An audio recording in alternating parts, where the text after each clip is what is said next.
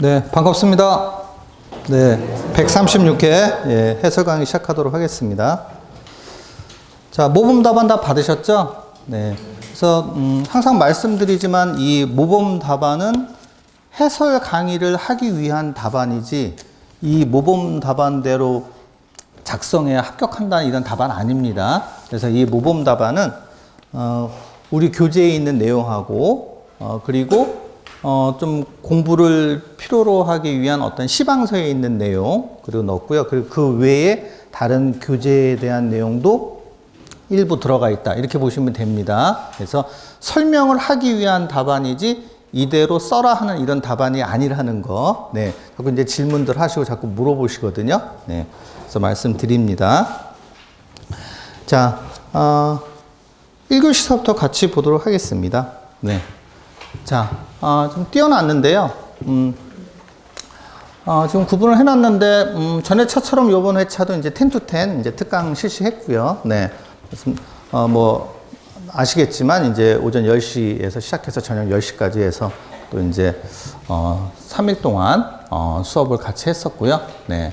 뭐, 여기는 과제물은 이제 우리 그 기본 그 교재 냈던 내용 숙제니까 이건 뭐 별로 이제 의미 부여하지 마시고 여기서 말씀드린 이제 주요 문제는 모의1 네 이런 서브를 만들었던 문제거나 아니면 이제 모의2에서 제가 이제 문제풀이를 했던 문제 제가 이제 그 모의1은 서브를 기준으로 제가 올린 거고 모의2는 제가 기출 문제를 풀리거든요. 그러니까 용어 문제와 서술 문제를 풀린 문제를 제가 이제 체크를 해 놓은 겁니다. 네.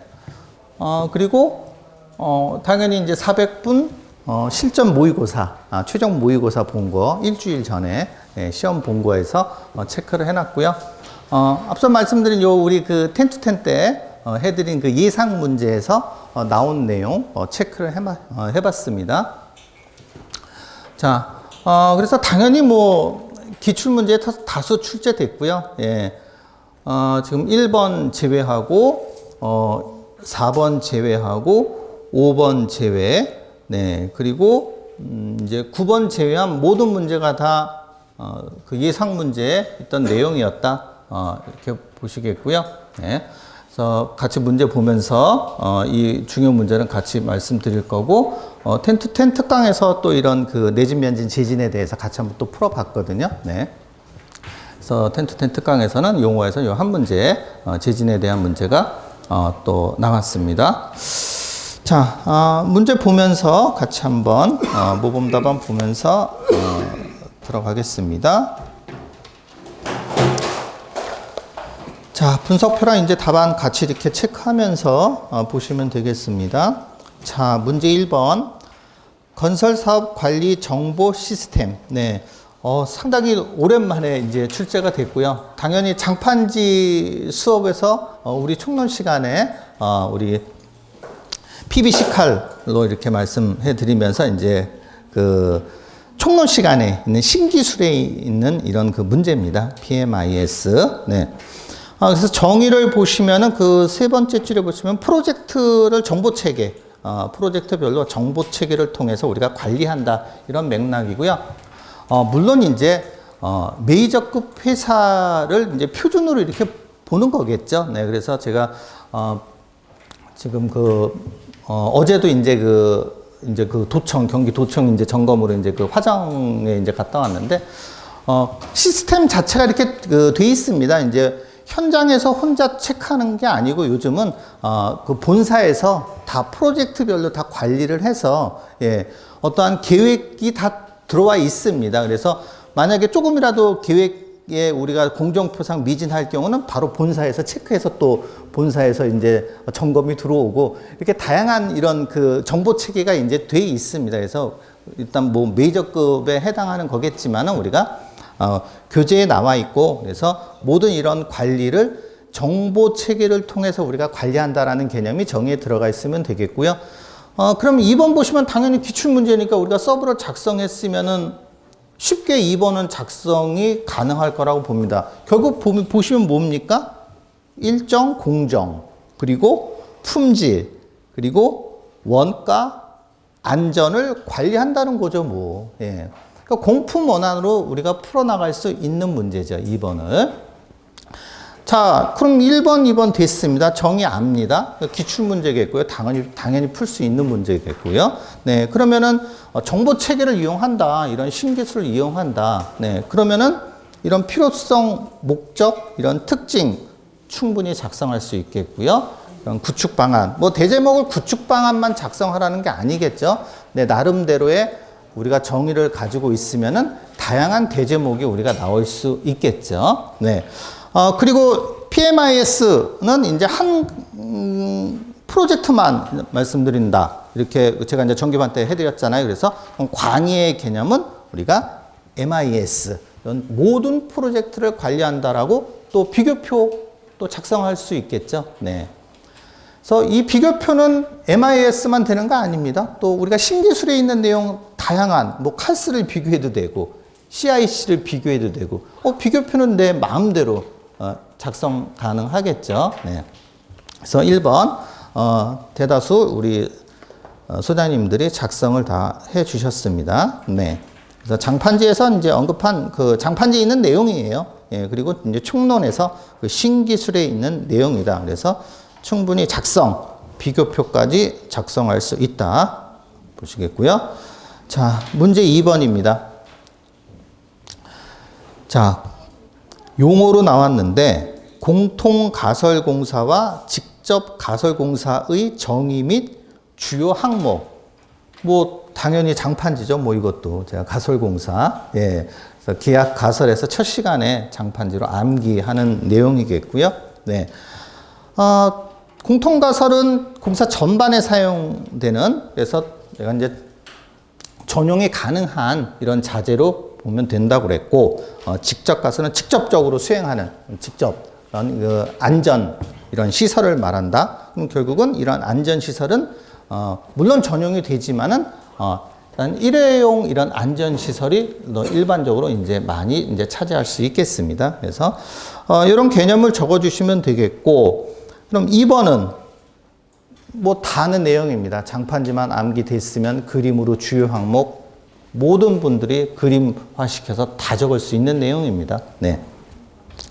자, 여기는 우리가 1번 문제 같은 경우는 우리가 포괄적이라고 이제 학원에서 지칭하고 2번 문제 같은 경우는 우리가 찍힘으로 이제 지칭합니다. 자, 그러면은 2번 문제 같은 경우 정의 및 주요 항목을 이제 답변을 하라고 그런 거잖아요. 그러면은 우리가 대제목을 잡아주라고 그랬습니다. 그래서 대제목이 어디에 있든 뭐 3번에 가 있든 4번에 가 있든 5번에 가 있든 그래서 물어보는 거에 대한 대제목을 우리가 잡아주라고 했습니다. 그래서 1번의 정의, 2번의 주요 항목을 잡아줬고요. 네. 그리고 채움이 좀 부족하다 하면은 뭐 다양한 내용, 뭐 품질 관리 방안, 품질 확보 방안, 네, 뭐 다양하게 우리가 작성될 수 있겠습니다. 자, 우리가 분석표 보시겠지만 공통가설 같은 경우는 언제 나왔습니까? 135회 전회차 기출문제예요. 전회차 기출문제. 네. 결국 이번 회차도 전회차에 나온 문제가 또 출제가 됐다라는 거. 그래서 제가 이제 말씀드렸잖아요. 꼭 기존에 출제된 문제, 예, 제가 해설 강의 들으면서 어떤 문제가 출제됐고 이런 문제가 지금 또 다시 출제가 될 확률이 가장 많다. 그래서 기출 문제를 꼭 우리가 복기를 못하더라도 처음 공부하시는 분들도 정기반 하시는 분들도 제가 이제 그 기출 문제를 꼭 확인하라고 제가 말씀드렸잖아요. 네. 그래서 결국은 공통가설이 우리가 서술 문제로 지금 135회 나왔었고요. 그리고 129회 때 서술 문제로 공통가설 한 문제, 직접가설 한 문제 이렇게 해서 129회 때는 서술이 2문제나 이렇게 출제됐었습니다. 네. 그래서 제가 이제 가설 문제로 이제 그 실전 모의고사에서는 또 이제 그 가설 통로에 대해서 좀 제가 이제 문제를 같이 한번 풀어봤고요. 예, 그래서 공통가설은 이제 수업 분석표 보시면 이제 모의고사 원에서 좀 서브로 이렇게 작성 원은 지금 나오는 문제고, 예, 또 전회차에 또 낙하물 방지망도 나왔었거든요. 그래서 가설 문제가 연속해서 또 서술로 나왔던 문제가 출제됐습니다. 네. 자, 문제 3번입니다. 네. 자, 별명으로 나왔네요. 우리가 토질주상도인데, 우리가 또 시추주상도, 제가 이제 별명 말씀드렸는데, 또 이것은 또 지질주상도, 네. 하여튼 만들기 나름입니다. 어쨌거나, 네. 그래서 뭐 다 아는 내용입니다. 네. 근데 여기서는, 이런 그 지질주상도, 시추주상도를 통해서 확인할 수 있는 사항, 물어본 거예요. 찍힘이에요. 이거 찍힘. 예. 자, 그럼 답안 한번 보세요. 자, 정의 보시면 지질 단면을 도화할 때 사용하는 도법인데, 여기서 물어본 거는 어떤 사항이에요? 예, 지금 3번에 보시면은 지질 주상도를 통해서 확인할 수 있는 사항. 네. 그래서 우리 교재에 있는 내용이고요. 자, 제가 장판지 시간에 당연히 토질 주상도, 지질 주상도 그림 그리면서 설명드렸고, 자, 기본적인 요 내용, 뭐, 작성자서부터 뭐, 이 내용 뭐, 다 알고 계신 내용이고, 자, 그러면은 여기서는 대제목을 4개 만들었지만, 대제목을 2개 만들면서 여기 있는 내용들을 그림화시켜서 작성하신 분도 계시는 겁니다. 그럼 완전히 찍힘에 대해서 이제 작성한 거거든요.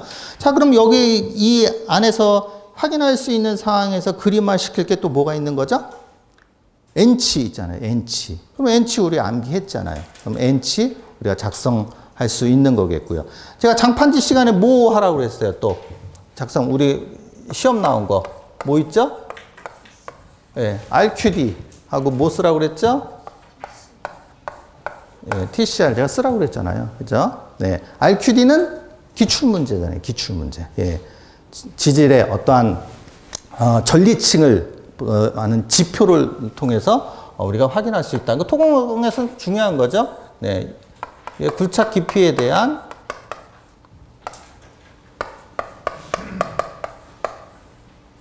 (100mm) 이상 10편의 합이라고 그랬죠. 100mm 이상 10편의 합이다. 네. 그래서 TCR은 뭐죠? 네, 코어 회수율이라고 그랬습니다. 그래서 우리가 토질주상도 현장에 가보시면은, 어느 위치만 좀 틀린 거지, 다 그 RQD와 TCR이 표기되어 있습니다. 자, TCR은 뭐죠? 이것도 같이 굴착 깊이라고 보시면 돼요.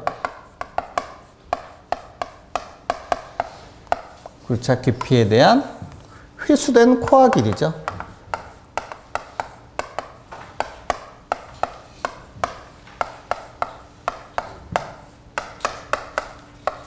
그래서 제가 TCR은 기출이 아니지만 자, RQD 작성하면서 TCR까지도 같이 작성을 해라. 제가 장판지 시간에 제가 설명해 드렸습니다. 여기 계신 소장님들은 장판지 시간에 계셨던 분들이 거의 대다수가 오늘 오시는 분들이니까요. 그래서 RQD와 TCR까지도 다 작성이 되셨습니다. 네. 당연히 토질주상도 그림 안 들어가면 안 되겠죠. 토질주상도 물어보는데 토질주상도 그림이 없으면 안 되잖아요. 네. 그래서 그림 들어갈 수 있겠죠. 자, 그래서 이 문제가 우리가 분석표 보시면은 용어 문제는 오래됐는데, 제가 모의 1에서 이제 보시면 제가 예상 문제에서 이제 나왔는데, 125의 그 기출 문제잖아요. 125의 어떤 그 기출 문제예요. 보링 시 유의사항과 토질주상도에 포함되어야 될 사항. 그러니까 결국은 125의 기출 문제가 또 나온 거예요. 10점짜리로. 항상 강조해 드렸고, 토질주상도. 네. 뭐, 100% 다 완벽하게 다 작성됐습니다. 네. 자, 문제 4번입니다. 자, 4번 하도급 대금 연동제. 네. 우리 용어에서 가장 까다로웠던 문제로 지금 보시면 되겠습니다. 이제 그 문제 풀은 오늘 소장님들이 말씀하시기에. 자, 정의 보시면은요. 자, 그 첫째 줄 보시면 원재료의 가격입니다. 원재료. 예, 원재료의 가격이 원사업자와 수급사업자가 10% 이내 범위에서 협의 정한 비율 이상 변동하는 경우 그 변동분의 연동. 여기서 연동한다는 것은 하나의 대상이 변함에 따라서 다른 것도 같이 이렇게 변하게 하는 이런 제도가 연동된다라는 거거든요. 네, 연동하여 하도급 대금을 조정하는 것을 의미한다. 네. 그래서 물론 이제 이 업무를 보시는 분들은 쉽게 적을 수 있겠지만은 우리가 보편적으로는 그 쉽게 이렇게 용어 한 페이지를 작성하기에는 쉽지는 않겠죠. 네. 그래서 여기 이제 23년 10월에 이제 시행된 제도인데요. 자, 그래서 요 내용은 제가 이제 하도급 대금 연동 이제 운영 지침 이제 공정거래위원회 이제 이해규에서 제가 이제 뽑아서 작성해 드린 겁니다. 자, 결국 뭐야? 이 내용 자체는 뭐야? 원재료의 가격 변동에 따라 하도급 대금을 조정하는 제도라는 겁니다. 그럼 이번에 이제 그런 흐름도를 작성해 놨고요. 3번에 보시면 도입 배경에 보시면 2번, 3번에 그럼 왜 이걸 하는데 하도급자의 안전적인 이런 경영 지원이 필요해서 그리고 세 번째 그 항에 보시면은 이런 불공정에 대한 이런 거래를 방지하기 위해서 이걸 실시한다. 네. 그러니까 결국은 큰 맥락에서 보면은 결국은 이런 분쟁의 소지를 우리가 줄이기 위해서 우리가 하는 이런 제도다. 이렇게 보시면 되겠죠. 그래서 제가 모의고사 때 항상 말씀드리는 게 있습니다. 네, 지금 예상 문제에서도 모의2에서도 말씀드렸고 지금 어떠한 분쟁의 이런 내용들이 항상 지금 출제가 되고 있다. 그래서 131에서부터 지금 이렇게 보시면은 131회가 클레임이 나왔다고 그랬죠?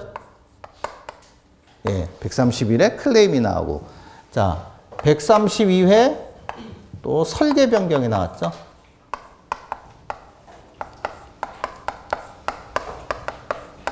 네, 132에 또 설계 변경이 나오고 133에는 건설 공사비 지수가 나오고요.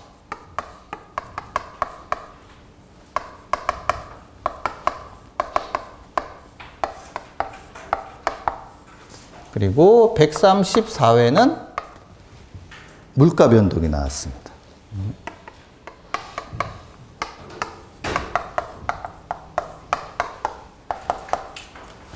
그리고 올해 135회는 또 뭐 나왔죠? 설계 변경이 또 나왔습니다.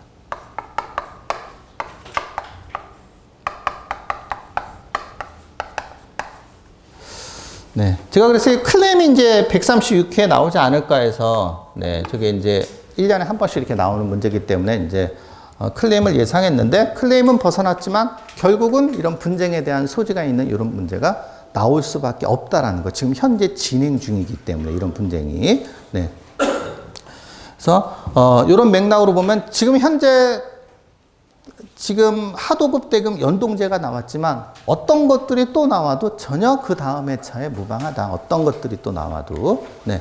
보시고요. 자, 그 도입 배경 보시고 그 다음에 그 뒤에 보시면은 약정서 필수 기재사항. 요것도 그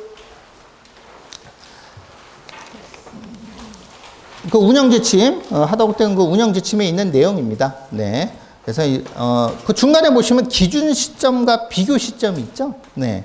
기준 시점과 비교 시점. 네. 보시면은 기준 시점은 뭐야? 원재료 가격 변동률의 산정을 위해 기준이 되는 시점이 기준 시점이고요. 네. 비교 시점은 조정 주기에 따라 기준 시점 이후에 가격의 변동을 확인하는 시점이다. 요게 이제 비교 시점이다. 이렇게 보시면 되겠고요.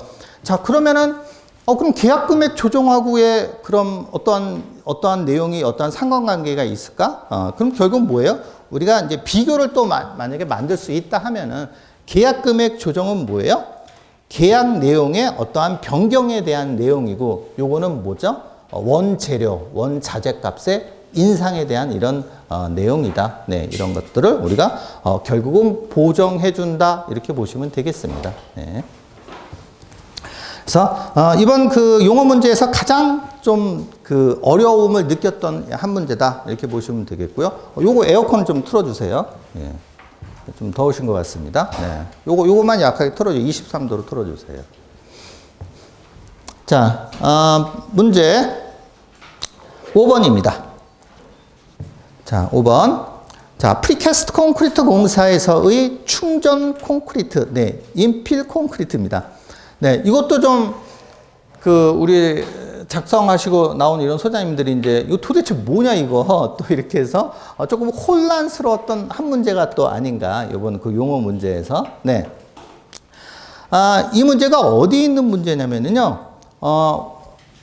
우리가 이제 제가 이제 PC공사 때 이제 그 장판 시간에 말씀드리는데 PC가 개정되면서 우리가 90년대 초에 이제 그 시방을 이제 따랐었거든요. 그게 이제 23년 12월에 PC가 개정돼서 시방서가 이제 개정돼서 KCS 기준이 개정돼서 나왔어요.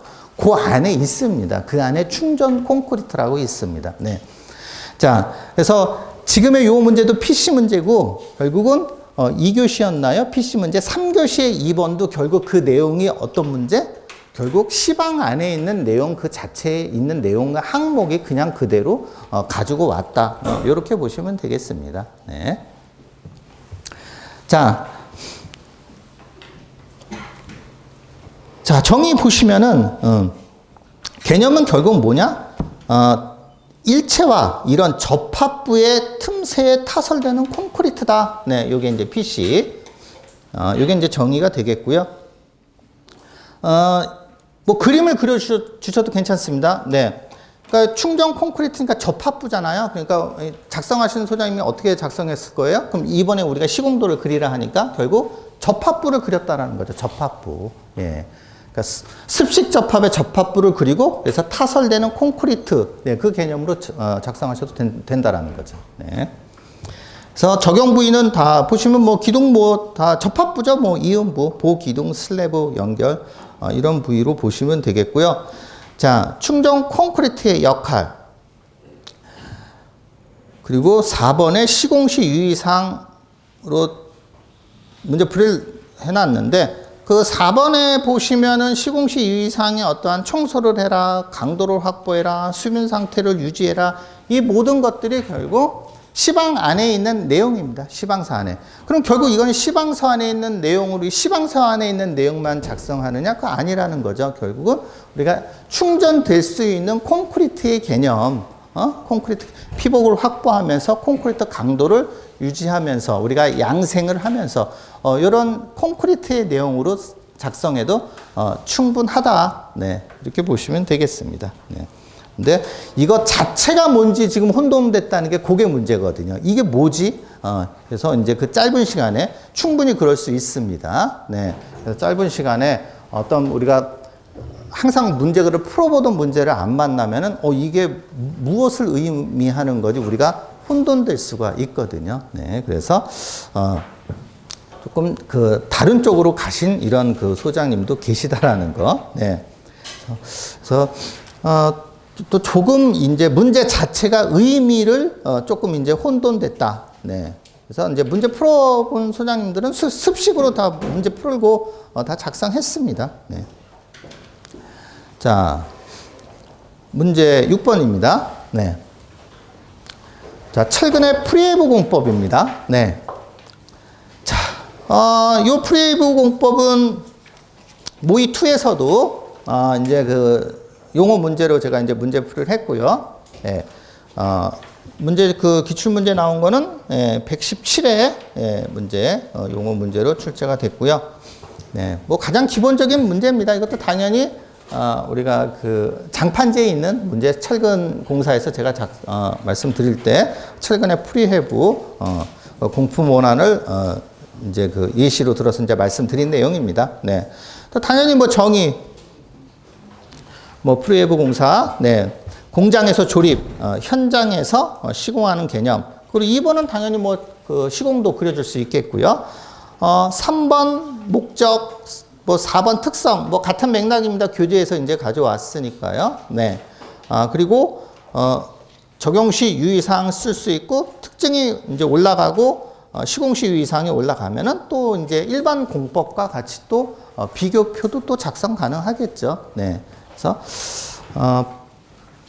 우리가 이제 그 특강 시간에 우리가 그 내용을 다 들으셨으면 우리가 이제 비교표 제가 항상 그 또 장판지 시간에 이제 비교표도 강조해 드렸고 우리가 대제목도 뭐 4개, 뭐 5개, 뭐 6개까지 쓰는 소장님도 계시고 다 점수 다 나옵니다. 네. 다양하게 우리가 쓸 수 있으니까 뭐 프리웨이브 공법 모든 그 소장님들이 작성이 되셨다 보시겠고요. 자, 문제 7번입니다. 자, 건축물의 제진 장치입니다. 네. 건축물의 제진 장치 제가 이제 10-10에서도 문제 풀이했고요. 네. 이제 모의 2에서도 내진 면진 제진 그래서 제가 같이 문제 풀이했습니다. 또 어렴풋하면 또 안 되니까 이제 반복돼야 되는 거니까 내진 면진 제진이. 네. 우리가 면진과 제진에서 110회 때 기출 문제고요. 네. 그래서 제진은 이번에 보시면은 내부에 필요한 장치를 설치하는 거죠. 그래서 지진파에 의해서 반대로 작동해서 또한 감쇄 또는 상쇄해서 소멸시킨다 해서 그 제진에 대한 그림 이번에 그려주시면 되겠고요. 네. 제진 장치의 종류 우리가 그 튠더 매스 댐퍼와 튠더 리퀴드 댐퍼 다시 그 기출 문제 다 나온 내용들이니까 그 그림들 같이 또 그려놓으신 소장님도 계시고요. 네. 그래서 제진 장치 설치 시 뭐 유의사항 쓸 수 있고 대제목 당연히 내진, 면진, 제진 또 우리가 비교를 또 할 수 있겠죠. 네. 그래서 모든 분들 다 작성한 문제입니다. 네. 다음 문제.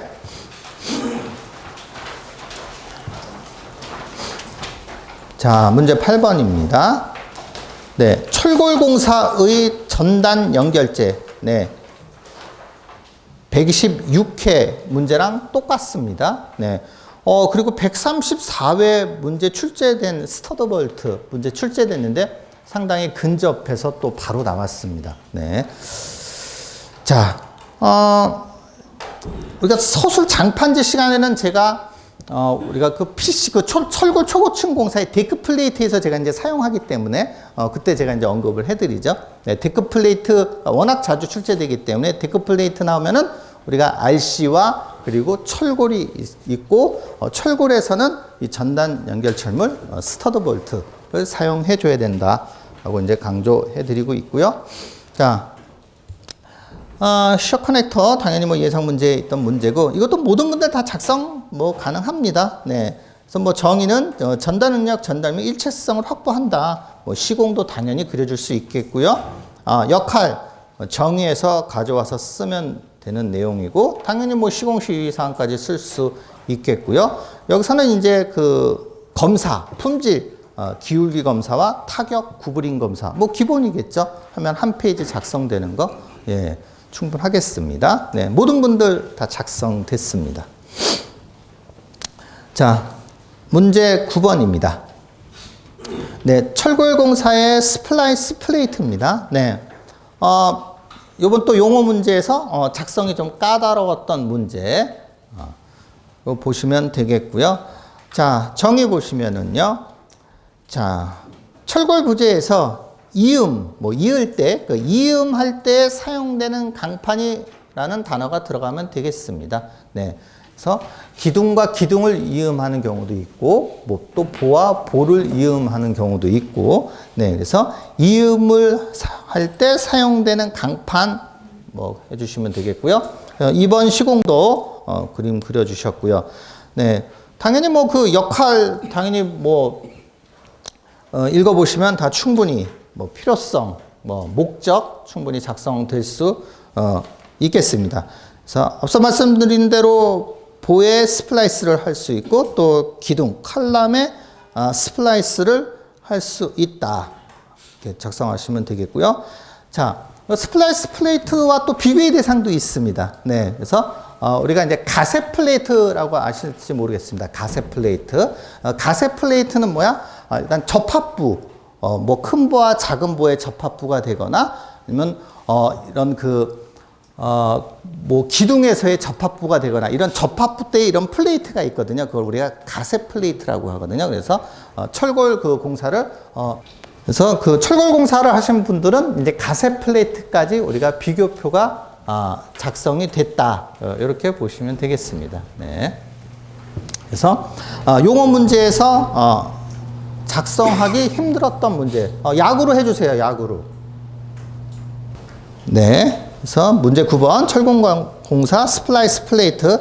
아까 그 철골 문제 연동제와 더불어서 작성하기 힘들었던 문제다라는 거 보시면 되겠고요. 자, 문제 10번입니다. 네, 옥상 녹화 방수 공사입니다. 네. 요거는 이제 용어는 문제가 이제 벽면 녹화가 나왔었고요. 네. 그래서 요거는 이제 우리가 그 서술 문제로 기출 문제입니다. 그래서 116회에 우리가 기출 문제였고요. 그리고 모의원에서 이제 서브로 만드는 내용입니다. 네, 옥상 녹화는. 네. 그래서 그 모의원을 그 서브를 작성하신 분들은 당연히 뭐 작성 가능한 문제겠고요.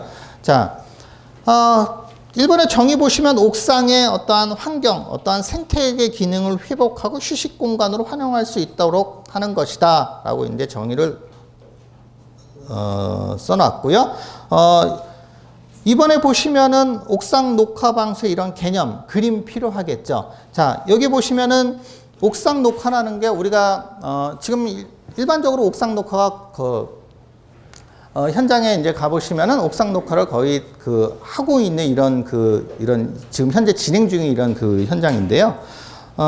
옥상 녹화에서 보시면은 안에 보시면 방근층이 있잖아요. 방근층. 제가 이제 모의원 때도 강조해 드렸는데 방근층이라는 이런 단어가 꼭 들어가 줄 수 있어야 되겠죠. 네.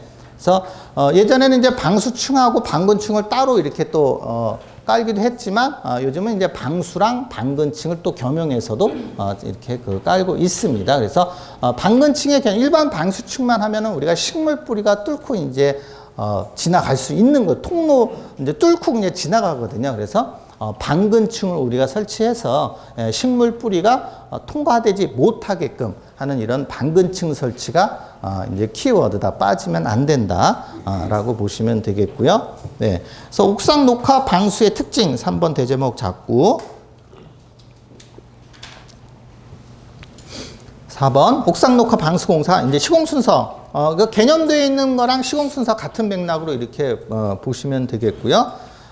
그리고 주의사항 보시면은 당연히 방근성, 뿌리 차단 성능 확보 중요하죠. 2번에 우리가 배수판 그리고 드레인 설치 중요하겠죠. 네, 드레인이 막히면 안 되니까 100파이 이상, 2개소 이상 설치가 돼야 될 것이고 그리고 당연히 구배가 필요할 것이고 네. 방수층 손상을 방지해야 될 것이고 뭐 다함수 테스트까지 다 들어갈 수 있겠죠.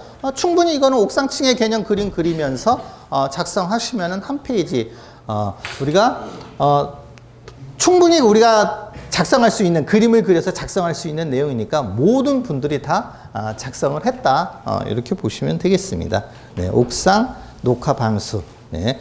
그래서 이것도 이제 KCS 기준에 있습니다. 네, 옥상 녹화 방수가 네, KCS 기준에 시방에 있는 내용이다. 이렇게 보시겠고요.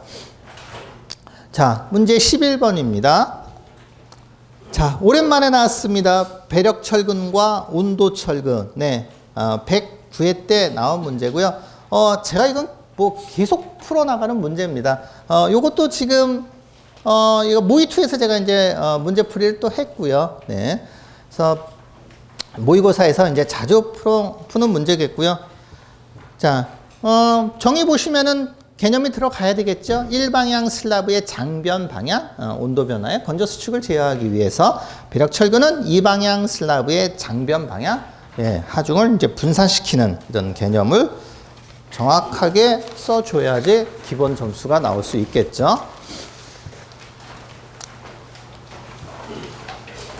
그리고 변장비 써줘야 되겠죠. 이 초과냐, 이 이하냐. 그리고 배력 철근과 온도 철근에 대한 특징 구분해 줄 수 있겠고, 그리고 여기까지 됐으면은 그 다음 내용은 모든 것들은 내 마음대로 다 작성하면은 채움만 되면 되겠습니다. 네. 자, 모든 분들이 다 작성한 문제겠고요. 자, 12번 문제입니다. 자, SSG 공법의 구조용 실란트 줄눈 시공 시 검토 항목. 네. 찍힘이죠. 좀 어려워 보입니다. 검토 항목. 그런데, 이 문제가 제가 요것도 이제 장판지에서 설명드리는 문제잖아요. 네. 장판지에서 10점짜리로 나오고 제가, 기출문제에 돼 있죠. 그리고 113회 때 기출문제로 나왔다. 어떻게? SSG 공법의 설계 및 시공시 관리 방안. 네, 결국은 뭐야? 지금 유리공사지만 결국은 커튼홀로 우리가 문제를 풀어나갈 수 있는 문제다. 네. 자, 이건 찍힘이에요. 자, 정의 보시면 당연히 구조용 실란트로 유리를 고정한다. 이렇게 보시면 되겠고요. 2번은 우리 교재에 있는 내용이겠고요.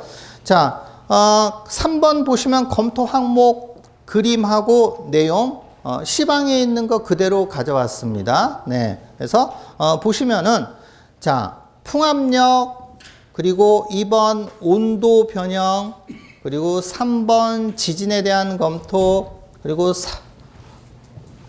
4번 유리 중량 네, 그리고 줄눈의 단면 형상. 네. 그래서 이제 제가 이제 그림을 통해서 줄눈에 대한 최소치와 최대치를 이제 작성해 놨는데, 요건 이제 시방에서 이제 가져온 내용이고, 자, 그럼 우리가 대다수 이제 소장님들이 어떻게 작성했어요? 그럼 결국 커튼홀의 요구 성능으로 작성했습니다. 내풍합성 필요할 것이고, 내구성 필요하고, 내화성 필요하고, 수밀해야 되고, 기밀해야 되고, 네, 그거 작성하셔도 충분합니다. 그래서 과연 어떻게 채움을 통해서 적정한 그림을 그릴 수 있느냐. 그래서 당연히 이것도 모든 소장님들이 다 작성한 이런 문제다. 이렇게 보시면 되겠습니다. 네.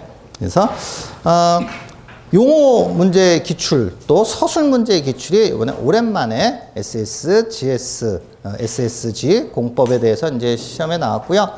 자, 만일에 좀 칸이 부족했다, 칸이 좀 남았다 하면 우리가 뭘로 또 비교표 쓰면 되겠죠? 뭐하고? SPG 공법하고 같이 비교하면은 또 충분히 한 페이지 작성이 가능하겠습니다. 네.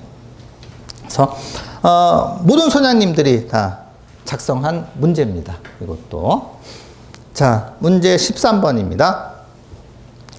네, 드디어 나왔습니다. 제가 지금 상당히 많이 풀리는 문제고, 당연히 철거공사 장판지에서 시공시 유의사항의 예리계전 뒤돌용기에서 예열을 항상 맨 앞에 가져다 놓고, 자, 철골 용접전 예열입니다. 예열. 자, 제가 용어에서 기출문제 그 예열을 체크해 드립니다. 그래서 그 106회 때 예열 온도를 물어보고 110회 때 예열 방법 물어봤었고, 124회 때는 예열 시 주의사항과 유관검사 방법이 기출문제로 나왔었습니다. 그래서 예열을 강조했고, 예열을 강조하면서 예열 나오면은 탄소당량 언급하고, 또 탄소당량 나오면은 예열.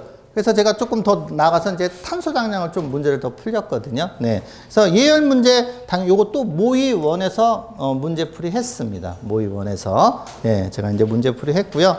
자. 조금 이런 수치들이 들어가면 좋을 것 같고요. 자, 예열의 정의가는 뭐 큰 중요한 거 아니겠죠. 온도를 상승시키는 거다. 이렇게 보시면 되겠고, 예열 실시 대상, 보시면, 이게 그 예열의 일반 사항에 있는 내용입니다. 시방에 있는 내용. 네. 탄소 당량 0.44% 초과시. 자, 그럼 여기서 우리가 뭐를 또 써줄 수 있어야 돼? 탄소 당량 공식 또 들어가는 거죠. 네. 다 공부 다 되신 분들 탄소 당량 공식 다 들어갑니다. 네. 다 쓰는 내용입니다. 그리고 모재 온도 0도씨 이하, 또 하나 추가되면 경도가 370 초과시는 예열 실시 대상이다가 예열의 일반 사항에 되어 있고요. 자, 그래서 대제목이 예열 온도, 예열 방법으로 구분해 되어 있는데요. 자, 예열 온도 보시면은 그리고 예열 그 실시 대상에 뭐 추가로 또 쓰시면은 이제 그 승인 없이는 230도씨 이하 또 쓸 수 있겠고요. 그리고 대기 온도가 영하 20도씨 이하인 경우는 예열을 금지한다. 다 제가 장판지 시간에 말씀드리는 내용입니다. 자, 그럼 대제목에 최소 예열 온도, 예열 방법. 자, 제가 이제 예열도 제가 모의고사에서 문제풀이 할 때 그 예열 온도로 돼 있거든요. 그럼 예열 온도에서 집중하잖아요. 그럼 이제 제가 설명해 드릴 때 그거는 예열 온도에서 시험 나온 거고, 혹시 철골의 예열하고 온도를 제가 가리면은 이런 식으로 풀면 된다라고 제가 이제 설명을 해드리는 거거든요. 자, 예열 온도. 자, 요것도 다 시방에 있는 내용입니다. 예, 용접선에서 100mm. 그리고 0도씨 미만인 경우는 20도씨 이상 예열해라. 그리고 판독계에 따른 예열 온도, 요거 조금 교재에 있는 내용하고 틀리는데요. 요거 지금 제가 몇 가지만 암기할 수 있게 요약했습니다. 이것도 좀 개정됐거든요. 바뀌었거든요. 근데 예전 것들을 하도 암기해서 많은 소장님들이 쓰기 때문에 제가 수정해서 올려놨습니다. 그래서 너무 많이 하지 말고 한 3개만, 안 되면 한 줄만 하시든 2줄만 하시든 그건 내 마음대로 하면 되는 겁니다. 그건 내가 이제 공통 아이템으로 사용할 수 있는 거고. 그래서 KCS에서 수정된 내용이 있잖아요. 좀 그 교재랑 바뀌었거든요. 그래서 수정된 내용을 제가 이제 요약해서 3줄로 요약해서 올려드렸습니다. 그래서 그거 참고하시면 되겠고요. 그리고 예열 방법 보시면은 다 시방에 있는 내용입니다. 강종에 적합한 조건으로 해야 된다. 개선면에 직접 가열하면 안 된다. 75mm 떨어진 곳에서 온도 체크를 해야 된다. 예열 직후에 계측 온도로 설정해야 된다. 요 내용 뭐 작성해 주시면은 뭐 충분합니다. 모든 분들이 작성하신 그 문제입니다. 네. 자, 요렇게 해서 1교시 문제를 한번 봤는데요. 네. 자, 당연히 뭐 예상 뭐 기출 문제 많이 풀어본 문제들 다 위주고요. 그래서 여기서 선택하기 어려웠던 문제는 4번 하도급대금 연동제 많이 선택을 안 하셨고요. 그리고 9번 그리고 5번 충전 콘크리트 프리캐스트 어떤 건지를 지금 이게 초점을 못 맞춘 거예요 지금. 자 그리고 8번 문제 아니죠 9번 문제 스플라이스 플레이트가 그래도 좀 많은 분들이 좀 부담스러워했던 문제다. 그 외에 10문제 선택하기는 뭐 전혀 뭐 지장이 없었다. 당연히 이거는 제가 말씀드린 거는 공부의 양에 따라 다 틀린 겁니다. 난 어려웠다면 공부의 양이 적었으니까 어려운 거겠죠. 공부가 되신 분들은 충분히 풀어나갈 수 있는 문제다라는 거 보시겠고요. 자, 다음에 2교시입니다.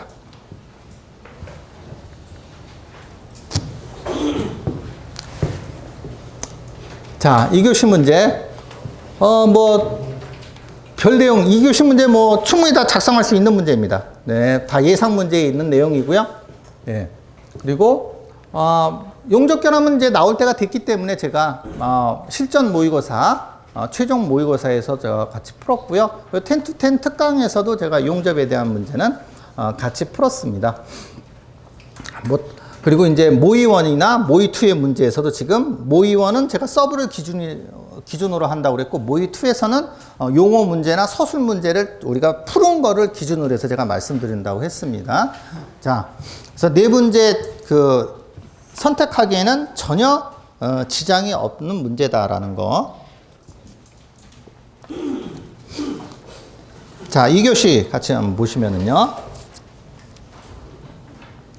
자, 1번입니다. 자, 커튼홀 공사에서 목업 테스트의 효과, 그리고 성능 시험 항목 및 방법. 네. 이게 보통 그 133회 전체를 물어보는 시험에 나왔었는데, 좀 빠른 그 속도로 해서 목업 테스트가 또 시험에 나왔습니다. 121회 때 그 출제된 문제고요. 자, 그런데 이제 문제 자체가, 공부의 양이, 아직 부족하신 분들은 이 문제를 선택하지 않아도 나머지 문제에서 4문제 선택하기에는 전혀 뭐 지장이 없습니다. 네. 자, 뭐 당연히 1번 문제 선택하신 분들은 준비가 되신 분들이겠죠. 그림을 넣고 우리가 체험을 할 수 있는 분들이 당연히 선택을 하셨겠고요. 왜? 또 다른 내용들이 너무나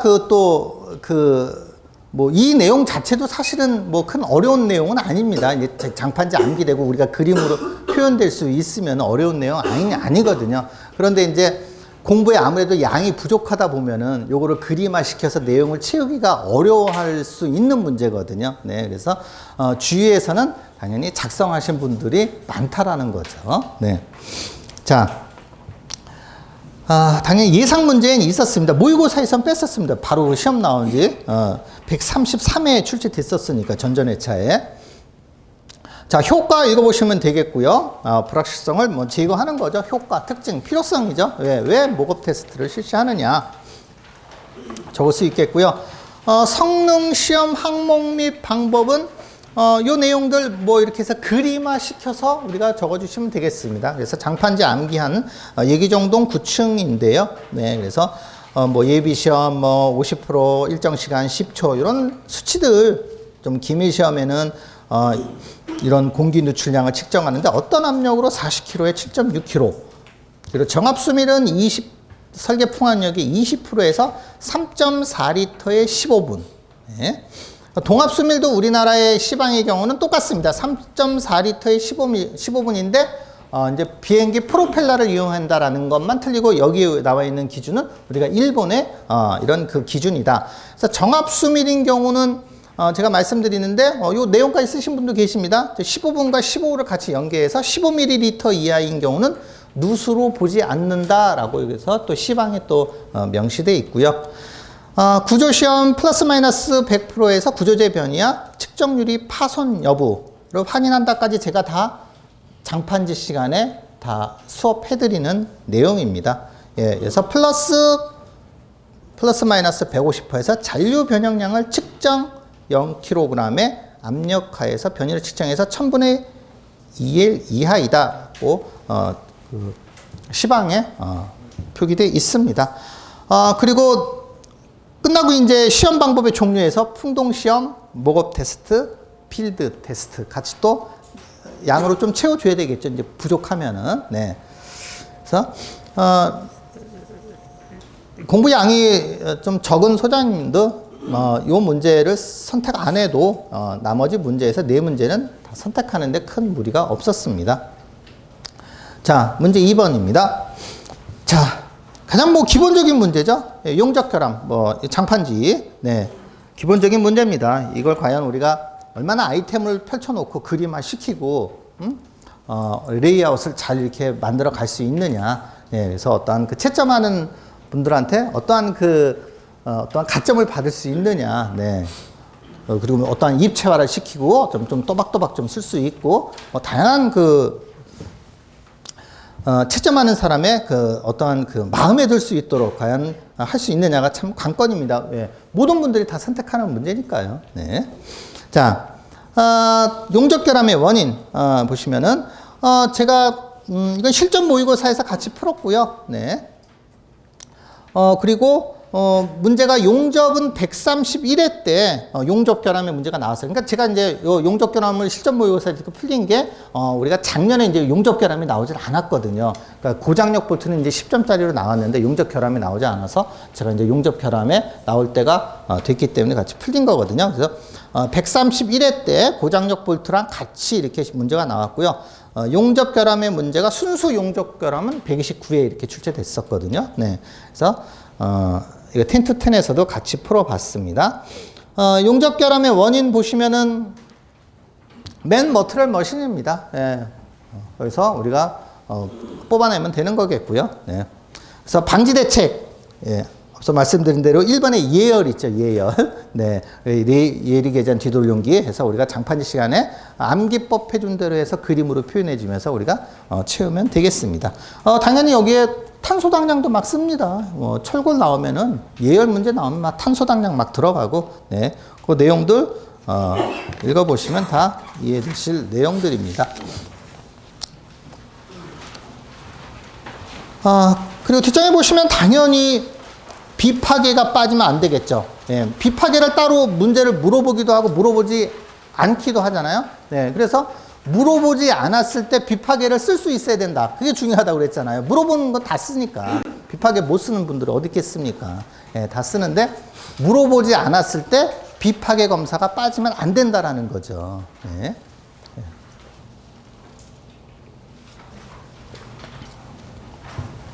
자, 모든 분들이 다 작성한 문제겠고요. 자, 이제 3번입니다. 네. 최근의 이음 방법 중 기계적 이음. 또 나왔습니다. 기계적 이음. 장판지 시간에 말씀드렸죠. 제가 체크하면서 지금 계속 너무나도 지금 빠른 속도로 지금 출제되고 있다. 결국은 뭐예요? 전에 차에 뭐가 나왔습니까? 가스압접. 그 기계적 이음이에요. 가스압접. 그럼 결국은 뭐야? 전에 차에 나왔던 게 또 출제된 거예요. 이것도, 이 문제도. 그리고 전에 차에 가스압접, 그 전에 차는 또 뭐예요? 기계적 이음 10점짜리 또 출제됐잖아요. 연속해서 지금 출제되고 있는, 결국 3회 연속 출제되고 있다. 예, 이렇게 보는 거죠. 네. 기계적 이음. 네. 그리고 서술 문제도 근접하죠. 제가 써놓은 거 보니까, 체크 기계적 이음이 131회죠. 네, 131회 서술 문제 나오고 또 124회에서도 또 나왔습니다. 그래서 품질 관리 시험 기준은 124회에서도 이제 물어봤었고요. 네. 자, 먼저 보시면은 우리가 이제 그 장판지에서 암기하는 이런 압축과 인장에 대한 그 겹침 이음 길이 있잖아요. 요거는 이제 겹침입니다. 겹침 이음. 네. 그래도 우리가 암기법 돼 있으니까 우리가 써서 작성할 수 있겠죠. 예, 수치가 나오면 되니까 우리가 이음에 대한 문제니까 기본적으로 이런 그 장판지에 있는 개념 우리가 써줄 수 있다고 보시면 되겠고요. 자, 기계적 이음의 종류별 개념 이렇게 보시면은 기계적 이음 적용 부위 그리고 장점 및 단점이라고 그랬잖아요. 자, 우리 교재에 있는 거 이제 제가 이제 올려놨는데요. 그래서 제가 이제 그 총평에 보시면은 자꾸 물어보시는 소장님이 계세요. 기계적 이음이 도대체 어디까지냐? 도대체 기계적 이음이 우리가 철근 시방에서는 우리가 그 용접하고 가스 압접은 빠져 있습니다. 철근에서는. 네. 철근에서는.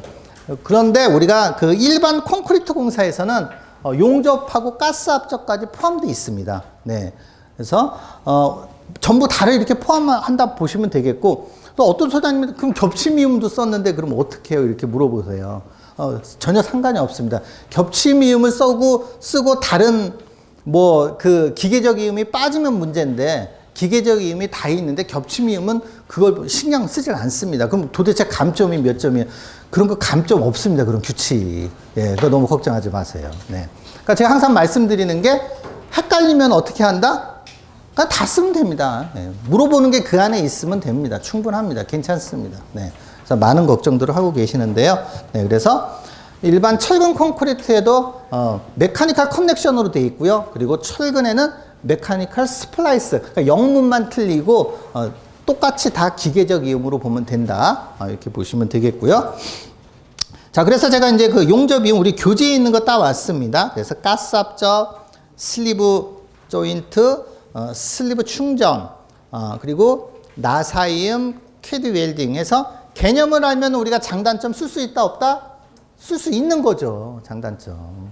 개념을 알면. 그리고 여기 지금 문제 자체가 적용 부위면 장단점 물어보고 또 이번에 기계적 이음의 품질 관리 시험 기준 물어봤단 말이에요. 그럼 전회차 문제 풀어보신 소장님 가스 압접에서 제가 암기하라 하니까 당연히 뭐 인장 시험, 비파기 시험까지 못 써더라도 우리가 이제 125% 이상은 잊어먹지 않고 있거든요. 그건 이제 기본적으로는 작성하시거든요. 네, 그래서 그런 내용 쓸 수 있어야 되겠고요. 자, 그 뒤에 한번 보시면 그러면은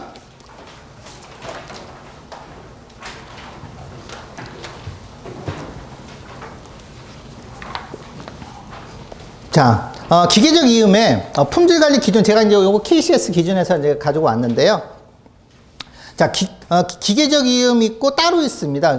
그 기준이 기계적 이음 있고 가스 압접 있고 용접 이음 따로 있는데요. 자, 일단 기계적 이음을 위로 올려놨는데요.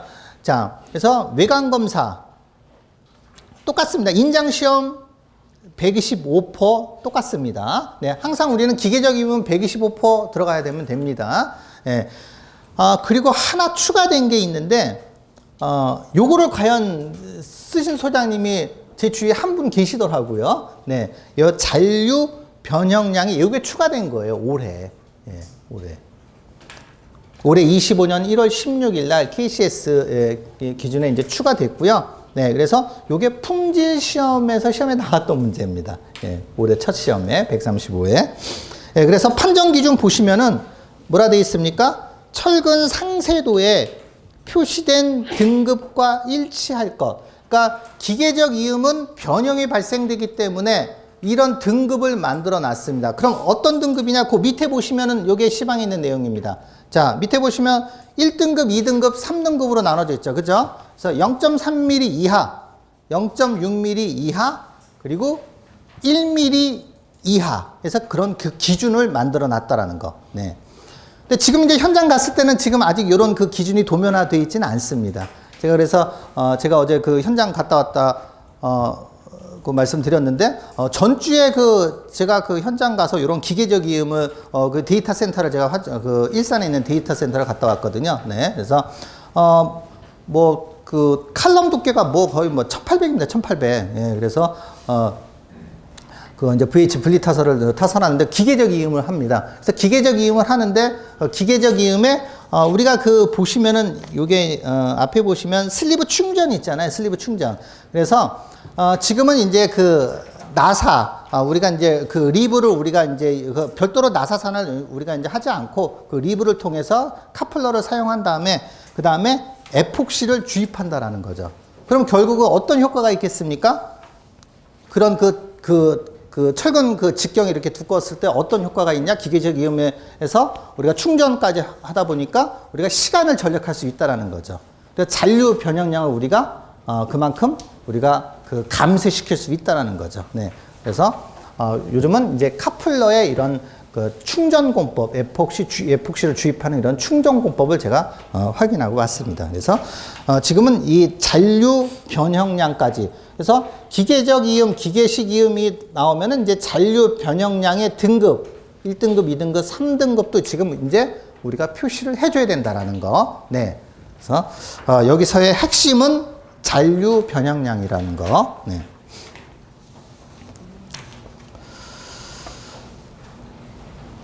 자, 그래서 그 2교시 문제에서 이런 그 품질 관리 기준, 이제 시험 공부량이 조금 적으신 분들은 이 시험 기준에서 조금 부담스러워 했고요. 그런데 전회차의 문제 풀었거나 아니면 저희가 가스압접 때 설명드린, 자, 가스압접 밑에 보시면은 뭐가 있죠? 외관검사, 초음파, 인장시험 있잖아요. 그죠? 그래서 외관검사는 모든 이음 부위에 하는 거고, 초음파는 로트에 30개, 인장시험 로트에 3개라고 했단 말이죠. 암기하기 쉽다고 그랬어요. 30개, 3개 같은 맥락이고, 설계기준 한복강도 125%. 요 내용은 일반적으로 공부가 되신 분들 여기까지 쓰실 수 있습니다. 그래서 요 정도 내용까지만 작성하고 체험이 됐으면 그래도 분명히 점수는 나올 것이다. 저는 이제 보고 있습니다. 네.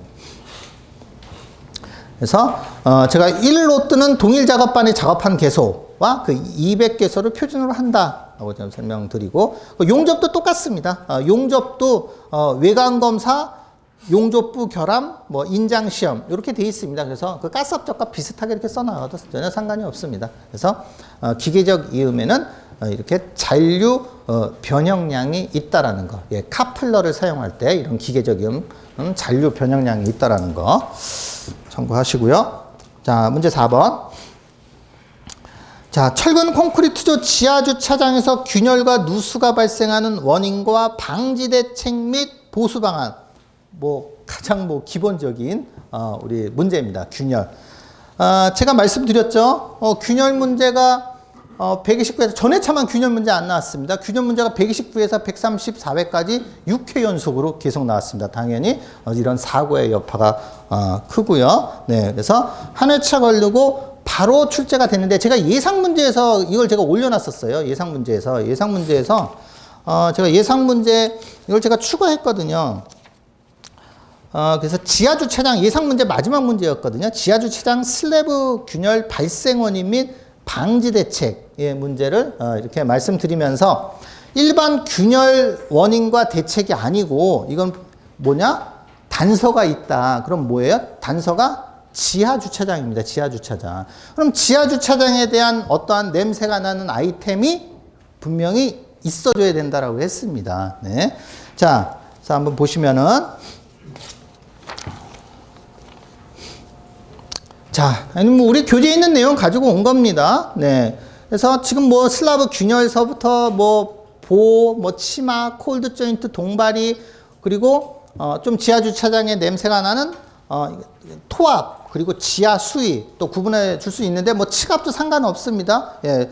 그 우리가 그 토압과 토공에서는 토압과 우리 수압도 치갑이라는 개념을 같이 병용한다고 했습니다.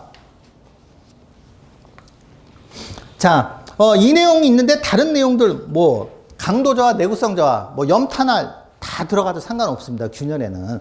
근데 모든 것이 다 들어가도 결국은 그 지하 주차장에 어떠한 냄새가 나는 이런 그 아이템이 들어가 줘야지 훨씬 더 좋은 효과가 있다. 그래서 방지 대책은 제가 이제 우리 그 그림도에 있는 내용을 통해서 그냥 가지고 왔는데요. 이렇게 작성하라는 거 아니라고 했습니다. 제가 앞서 말씀드린 대로. 네, 이건 교재에 있는 내용 가지고 온 거고, 설명을 하기 위한, 교재를 만들기 위한 내용을 가지고 온 거고, 결국은 아이템화 시켰을 때는 결국 뭐예요? 지하주차장이니까 필요하종을 받는 거잖아요. 토합 받는단 말이에요. 그래서 우리가 지하주차장은 가보면 뭐가 있죠? 차량이 이동하는 하부에는 잭서포트가 있는 거죠. 잭서포트 내용 이런 것도 들어가지고 있어야 되는 거죠. 지하주차장이니까. 네. 그래서 잭서포트에 되네요. 그 방진 고무, 그 방진 패드도 있는데 방진 패드 없이 이렇게 가끔 이렇게 설치하는 데 있어요. 저도 현장 가보면은. 전혀 균열 더 갑니다. 그 설치하나 마나 계속 충격이 가해지는데. 그래서 방진 패드도 있어도 우리가 드롭 패널처럼 또 보강 각재도 이렇게 또 보강해주고 이렇게 하는 현장이 있거든요. 그래서 균열, 유념해 주셔야 되겠죠. 네. 그리고 이제 뭐 우기 타설서부터 그 내구성 기준, 품질 기준, 정도, 다 들어가면 됩니다. 네. 그리고 보수 방안은 항상 우리 교재에서 했던 거, 그 내용 적어주시면 됩니다. 보수 보강은.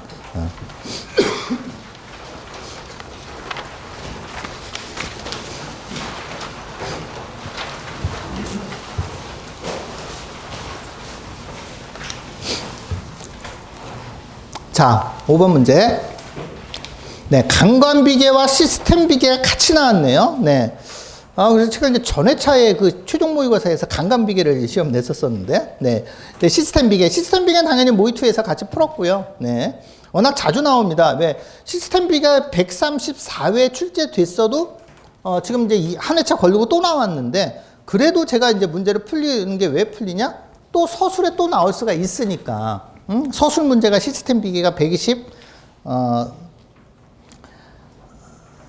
4회 이렇게 출제됐었거든요. 그래서 강간비계는 117회가 강간비계입니다. 출제된 게. 네. 그래서 시스템 비계와 강간비계. 자, 요 내용도, 개요 보시면은 제가 KCS에서 이제 가져왔는데요. 강간비계는 뭐야? 강관을 조인트와 클램프를 조립해서 설치한 비계가 강간비계고, 시스템 비계는 수직, 수평, 가세, 공장 제작, 현장에서 사용하는 조립형 비계다라고 KCS의 그 기준이 되어 있고요. 자, 그래서 대제목을 강간 비계 조립 구조와 조립 작업 시 주의사항, 그리고 시스템 비계 구조와 조립 작업 시 준수 사항에서 시방에 있는 내용, 우리가 다 아는 내용이니까, 교재에 있는 내용 다 공부해서 다 아시는 내용이니까 시방에 있는 내용 공부하라고 해서 같이 올려놨습니다. 당연히 그림 들어가 줘야 되겠죠. 그래서 비계 기둥서부터 보시면 다 중요한 이런 수치들 있잖아요. 3번에 보시면 45mm 이상 깔목을 설치해야 된다. 4번에 보시면은 이 간격, 당연히 제가 이제 그 예상 문제 때 해드렸단 말이에요. 간격 20년도에 바뀌었잖아요. 21년도. 자, 간격 띠장 방향은 2.85m 이하, 장선 방향 1.5m 이하 바뀌었잖아요. 예. 그리고 한계 하중은 7kN. 7번에 보시면 추락 방지를 위해서 우리가 300mm 이내여야 한다. 네. 자, 띠장 같은 경우도 띠장의 간격은 2m 이하로 바뀌었죠. 그래서 4번에 보시면은, 비계 기둥 사이의 하중은 4kN이죠. 네. 4번에 보셔도 가세는 40에서 60도 10m마다 교차하는 것으로 한다. 중요한 건 벽이음이죠. 5번에 보시면은, 5m 이하, 수평 5m, 이건 모르신 분 계십니까? 그래서 어떻게 그림으로 우리가 표현을 해주느냐, 중요한 거겠죠. 네. 자, 시스템 비계도 그 시방에 있는 내용 가지고 왔습니다. 수직재 보시면은 이것도 깔목 있고, 이거는 우리가 받침 철문, 잭 베이스 3분의 1 이상, 이거 빠지면 안 되죠. 요 그림 그려주시면서 작성해 줘야 되겠죠. 다음 페이지 보시면은 난간에 대한 내용, 그리고 가세제 40에서 60도, 벽이음, 이것도 제조사가 정한 기준에 따라 설치한다 되어 있는데, 일반적으로 5m 이내로 다 합니다. 우리가 이거는 기존 시공하는 구조물, 신축하는 구조물입니다. 해체는 틀립니다. 해체는 구조 계산에 의해서 쌍줄이 원칙이지만 외줄도 할 수 있고, 구조 계산에 의해서 3m 또는 2.5m, 1.8m, 1.5m까지도 될 수 있습니다. 요거는 우리가 시공하는 개념, 신축하는 개념이겠죠. 예. 그래서 비교표를 또 하나 만들어 놨고요. 교재에 있는 거 갖다 놨고, 또 구조적 안전성 확인 대상 가설 구조물이잖아요. 그거 내용들 또 작성하신 소장님도 계시고요. 네. 그래서 모든 분들이 다 작성하신 문제다. 이렇게 보시고요. 자, 문제 6번입니다. 네. 자, 건축물 해체 공사 시 발생 가능한 사고 유형과 방지 대책. 네. 몇 회 연속입니까? 이거 나온 거 보시면은 4회 연속 나왔습니다. 4회 연속. 네, 이거 엄청납니다.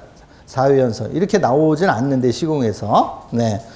그래서 제가 이제 그 해체 문제, 모의원에서는 제가 뺄 수가 없습니다. 네. 모의원에서 이제 서브 다 작성하고, 예상 문제 있었고, 지금 연속해서 출제됐습니다. 연속해서. 네. 그래서 문제는, 사고 유형과 방지 대책, 이렇게 문제가 나왔고요. 자, 제가 엑스트라로 해체공법의 절차, 이것도 더 기출문제잖아요. 절차. 그래서 허가 대상에 대한 절차를 올려놨고요. 허가 대상은 어떻게 해야 된다? 심의를 거쳐야 된다고 그랬고요. 자, 사고 유형 보시면은 제가 교재에 있는 거 갖다 놨습니다. 요 사고 유형은. 사고 유형은 우리가 멀리서 볼 거 있겠습니까? 사고 유형. 우리가 안전에 대한, 우리 장판지에 있는 내용, 그 내용이 다 사고 유형 다 똑같습니다. 네. 전도, 뭐, 추락, 네. 다 똑같습니다. 어떠한 충돌, 예, 감전, 요 내용들 그림화 시켜서 만들어주면 되겠고요. 자, 방지 대책도 우리 교재에 공해 대책과 그리고 안전 대책이 있습니다. 그럼 방지 대책은 그거 다 포함이라고 그랬죠. 제가 장판지 시간에 말씀드렸잖아요. 네, 그래서 공해 대책에는 소음, 진동, 분진에 대한 내용들 그림화 시켜서 만들면 되는 것이고, 그 다음에 안전에 대한 대책, 이것도 교재에 있는 내용 가지고 올라온 거지, 그림으로 표현해 줘야 됩니다. 네. 그리고 넘어가 보시면은 건축물관리법이라고 했습니다. 건축물관리법. 네. 이거 다 시험에 나온 내용들입니다. 네. 신고 대상, 허가 대상, 우리가 구분할 수 있어야 되겠고요. 10m 이상, 예, 500kV 이상, 세개층 초과 시는 허가를 맡아야 된다. 기출 문제겠고요. 그리고 안전관리자, 네. 그리고 그 감리원은 3,000회배 이상인 경우는 2명 이상, 그리고 미만인 경우는 1명 이상이 필요하다. 네. 그래서 제가 그 필수 확인점 있잖아요. 필수 확인점. 필수 확인점 제가 최종 모의고사에서 그래도 해체를 또 냈습니다, 제가. 예. 왜 그 필수 확인점은 우리 그 시공기술사 협회가 그 해체 감리자 교육 교육기관이거든요. 그래서 그 필수 확인점이라는 그 용어 자체가 상당히 중요성이 있습니다. 이 해체에서는 아직 그 기출문제 아닌데 제가 그래서 용어로 문제를 제가 출제를 했었죠. 예, 필수 확인점. 그래서 보시면 이게 시행령에 있습니다. 건축물관리법 시행령에 있는 내용이고요. 네. 공사 중지점인데 어떠한 공사 중지점이냐, 우리가 승인을 받아야지 그 다음 단계로 진행하는 겁니다. 그래서 우리가 감리자 교육을 받으신 소장님들은 다 아시는 내용입니다. 네. 그래서 보시면은 우리가 그 시행령에는 마감 공사 전, 그리고 지붕, 중간층, 지하층, 해체 공사 착수전이라고 명기되어 있고, 이것만 하라는 건 아닙니다. 우리가 이제 현장에서 여건에서 맞춰서 우리가 그 규모에 따라서 우리가 또 우리가 해체 필수 확인점을 어디에다 작성해서 우리가 심의에 올리느냐? 해체 계획서에 필수 확인점을 체크를 해 놓는 겁니다. 네.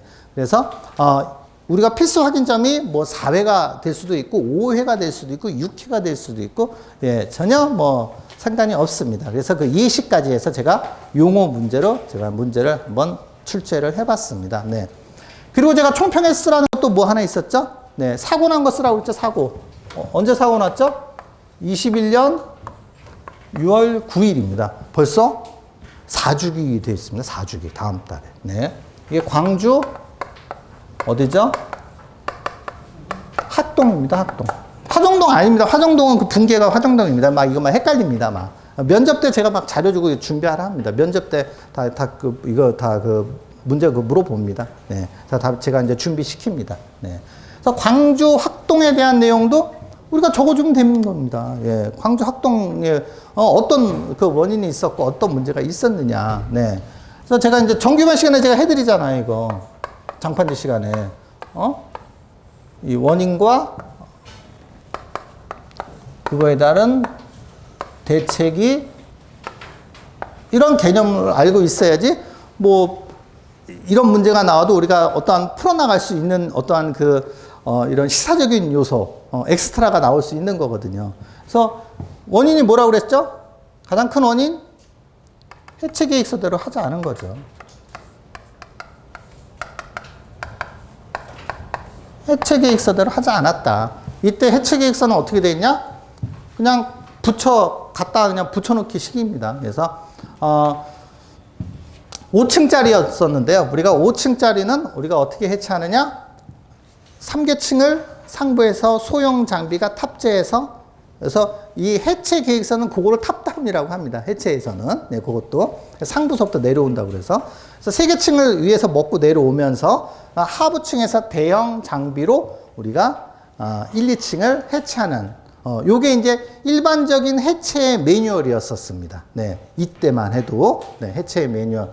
그런데 요때도 5층짜리라서 이렇게 돼 있는데 어떻게 했다고 했습니까? 네, 그냥 장비로 그냥 해체해 버렸죠. 예, 절반을 그냥 잘라 버렸죠. 예, 성토에서 절반을 자르고 나머지 절반을 해체하려는 과정에서 어떻게 됐죠? 1층 바닥 슬라브가 그 하중에 붕괴되면서 도로로 전도되는.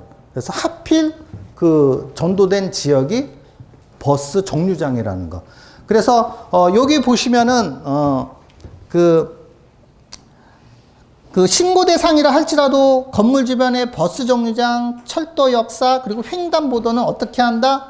허가를 받아야 된다. 이렇게 해갖고 명시돼 있고요. 우리가 현장에 이렇게 가보시면은 도심지에 해체 공사하는데 시공사가 우리가 이전시킵니다. 임시로 정류장을 이전시켜서 이렇게 해체하는 데도 꽤 있습니다. 네, 현장에 도로에 근접 우리가 도심지에 가보시면은 네, 그래서 요 해체 계획서대로 하지 않은 게 상당히 문제가 발생이 됐었고요. 그리고 불법 제하도죠. 또 불법 제하도.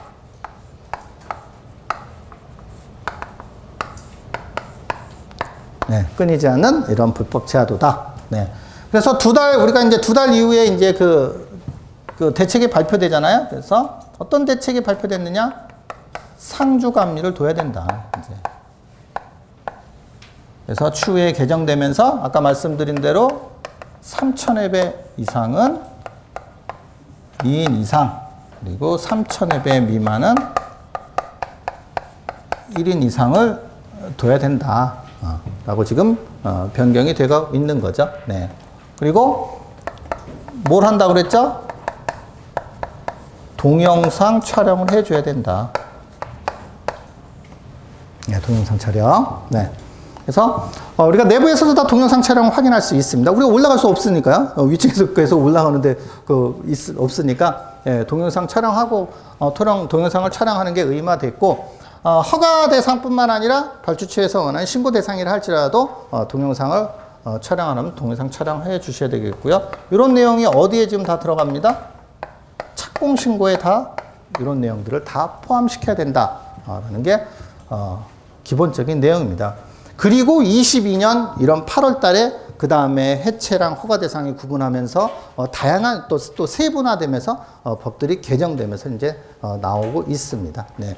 그래서 제가 이제 필수 확인점이란 내면서 국토안전 관련 대상 또 제가 이제 다뤄줬잖아요. 대제목 잡고. 네. 그것도 이제 면접 질문에서 이제 질문 사항입니다. 그래서 제가 올려놓은 거거든요. 어떠한 특수구조물. 네. 그리고 10톤 이상 구조물이 탑재되는 경우 이런 구조물들은 우리가 국토안전관리원에서 우리가 관리를 해줘야 된다는 거죠. 네.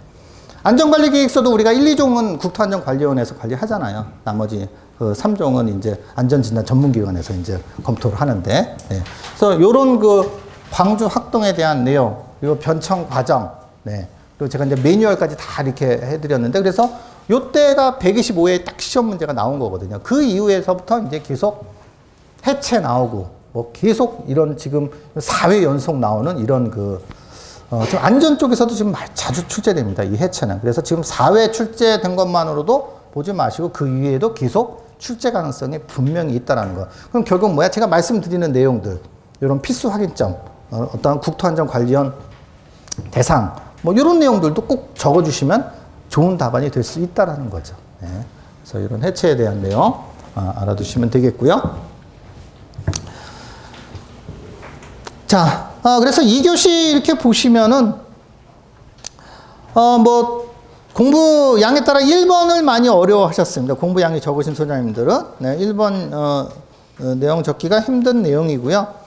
그리고 아무래도 기계적 이음도 이제 뭐 품질관리 시험 기준에서 이렇게 기준을 정확하게 작성하기는 힘들지만 아무래도 장판지의 이음의 종류를 해서 우리가 채울 수 있기 때문에 그림화 시켜서 네, 그래서 뭐 해체 공사를 작성하지 않더라도 뭐 2에서 5번 또는 하여튼 어쨌거나 2에서 6번까지 그 1번 문제를 제외한 4문제를 선택하는 데는 전혀 뭐 지장이 없었다라는 거. 네. 이거 보시고요. 자, 다음 3교시입니다.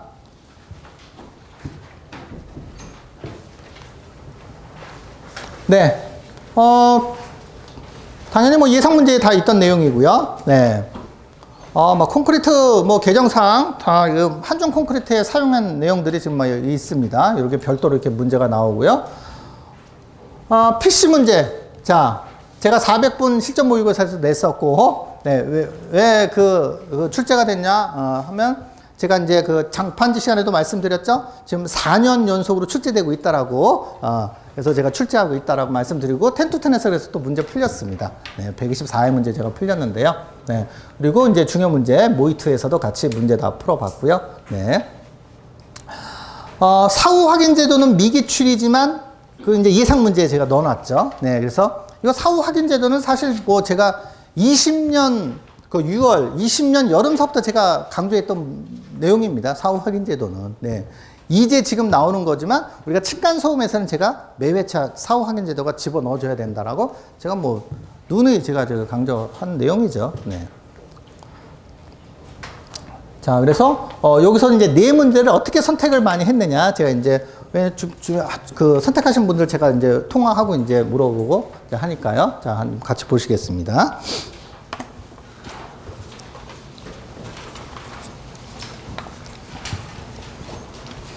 자, 문제 1번.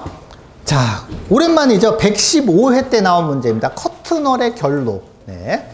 제가 결로 시간에, 장판지 시간에 강조하죠. 네, 어떻게 강조합니까? 일반 구조물의 결로는 자주 나오기 때문에 뭐 다 아는 내용입니다. 네. 앞에서 장판지에 있는 원인이 있고, 그다음 뭐, 지금 뭐 전회차에도 출제됐었고, 단열 문제, 어차피 결로 문제, 전회차 문제 똑같은 문제니까. 근데 커트널의 결로가 나오면 우리가 원인에 똑같이 일반 구조물의 원인 쓰면서 우리가 그 바적인 이런 그 실에 대한 그리고 파스너에 대한 이런 내용도 쓸 수 있다고 그랬고 대책에서는 어떤 내용이 들어가면 좋다고 그랬습니까? 어떠한 바적인 대책, 이런 프레임, 바적인 대책 그리고 유리적인 대책이 좀 들어가면 커트널의 냄새가 난다고 그랬습니다. 일반 결로로 쓰면은 기본 점수 하기가 힘듭니다. 이거 분명히 문제가 커트널의 결로 발생입니다. 일반 결로로 푸시면 안 되는 겁니다. 네, 분명히 커트널의 냄새가 분명히 있어야 됩니다. 네. 자, 115의 문제고요. 예상 문제에 있던 문제, 자, 결로 발생 원인 보시면은 일반적인 결로 발생 원인에 제가 이제 파스너와 실제를 한번 넣어봤고요.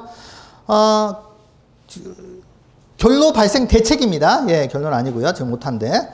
네, 그래서 지금 이제 교재에 있는 내용 이렇게 가지고 왔는데 그림화 시키는 겁니다. 예, 항상 말씀드리지만 네, 일반적인 대책이 다 그림화로 우리가 교재에 다 돼 있어요. 어떤 내용이에요? 다 단열 보강해라, 방습층 설치해라, 열전도율 적어라, 열관리율 적어라, 콜드 브릿지, 히트 브릿지, TDR 적어라, 뭐 이렇게 하잖아요. 그런 내용들 다 적고 그 다음에 어떤 내용이 추가로 돼 있어야 되느냐? 이런 내용들 알루미늄 바, 단열바를 적용할 것이다. 배수 시스템 할 것이다. 환기 시스템 적용할 것이다. 그 밑에 유리, 복층 유리에 보시면은 복층 유리를 할 것이다. 로이 유리를 사용할 것이다.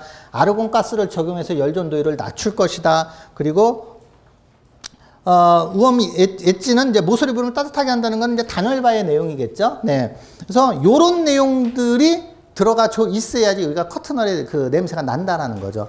그리고 빠질 수 없는 게 뭐죠? 시험 빠지면 안 되죠. 시험. 네. 시험 안 넣으면 안 되죠. 무조건 넣어야죠. 네. 시험. 네. 좀 모든 분들이 다 작성했고요. 자, 문제 2번 보시면은요. 자, PC죠. 네, PC가 두 문제 나온 거예요. 용어 한 문제, 서술 한 문제. 네. 자, PC공법의 종류를 나열하고 똑같습니다. 예, PC공법 종류 나열하라는 거. 네. 전에 뭐 그 기출문제고요. 128회. 자, 그리고 PC 부재의 운반 및 반입 관리, 콤마. 부재 조립과 접합 관리 방안을 설명하시오. 네. 그래서 제가 이제 총평에 올려놓은 거는 결국은 뭐 구구접점 모시단차 ILM PC 그냥 가는 거예요. 예, PC가 들어와서 반입되면서 우리가 이제 현장을 관리를 어떻게 조립하느냐에 따라서 그런 내용으로 먹어가면 상관없습니다. 괜찮습니다. 그림 그려가면서 모든 분들이 다 작성을 그렇게 했고요. 근데 제가 여기다 올려놓은 거는 제가 앞서 말씀드리지만 시방에 23년 12월에 시방에 이게 제정된 거예요. 23년 12월에. 자, 그 제정된 내용에 그 항목에 요 그대로 있어요. 예, PC 부재 운반 및 반입 관리가 있고요. PC 부재 조립과 접합 관리 방안이 있어요. 그래서 거기서 제가 시방에 있는 내용 가지고 온 겁니다. 그래서 요거는 내가 푼 문제가 잘못됐다 이렇게 생각하지 마시고 내가 그 PC의 문제는 기본적으로 우리가 풀어나가는 방안으로 하면 분명히 된다고 그랬고 제가 당연히 말씀드렸잖아요. 3개월 과정에서 PC 문제가 나왔는데 그거를 안 푼다라는 건 다른 거 못 푼다고 그랬잖아요. PC 문제 나오면 그냥 풀어야 된다고 그랬잖아요. 네? 풀 수밖에 여기서 PC 공부량이 적은데 PC 빼고 여기서 문제 풀 수 있나요? 내 문제? 못 풀죠. 예. 당연히 PC 문제 풀어야 되는 거죠. 그래서 기본적인 사항으로 우리가 풀어나갈 수 있다라는 거죠. 네.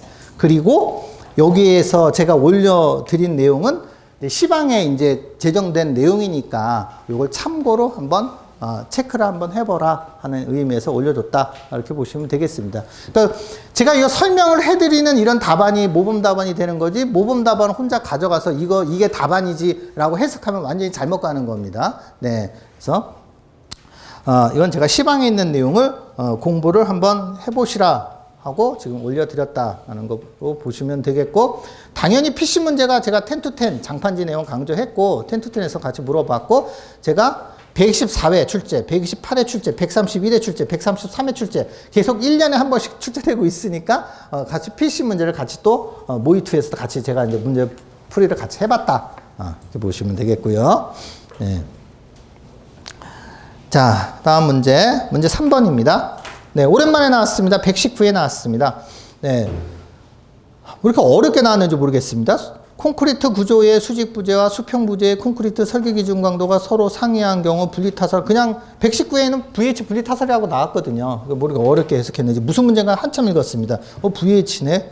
예, 그리고 시공시 유의사항에 대하여 설명하시옵니다.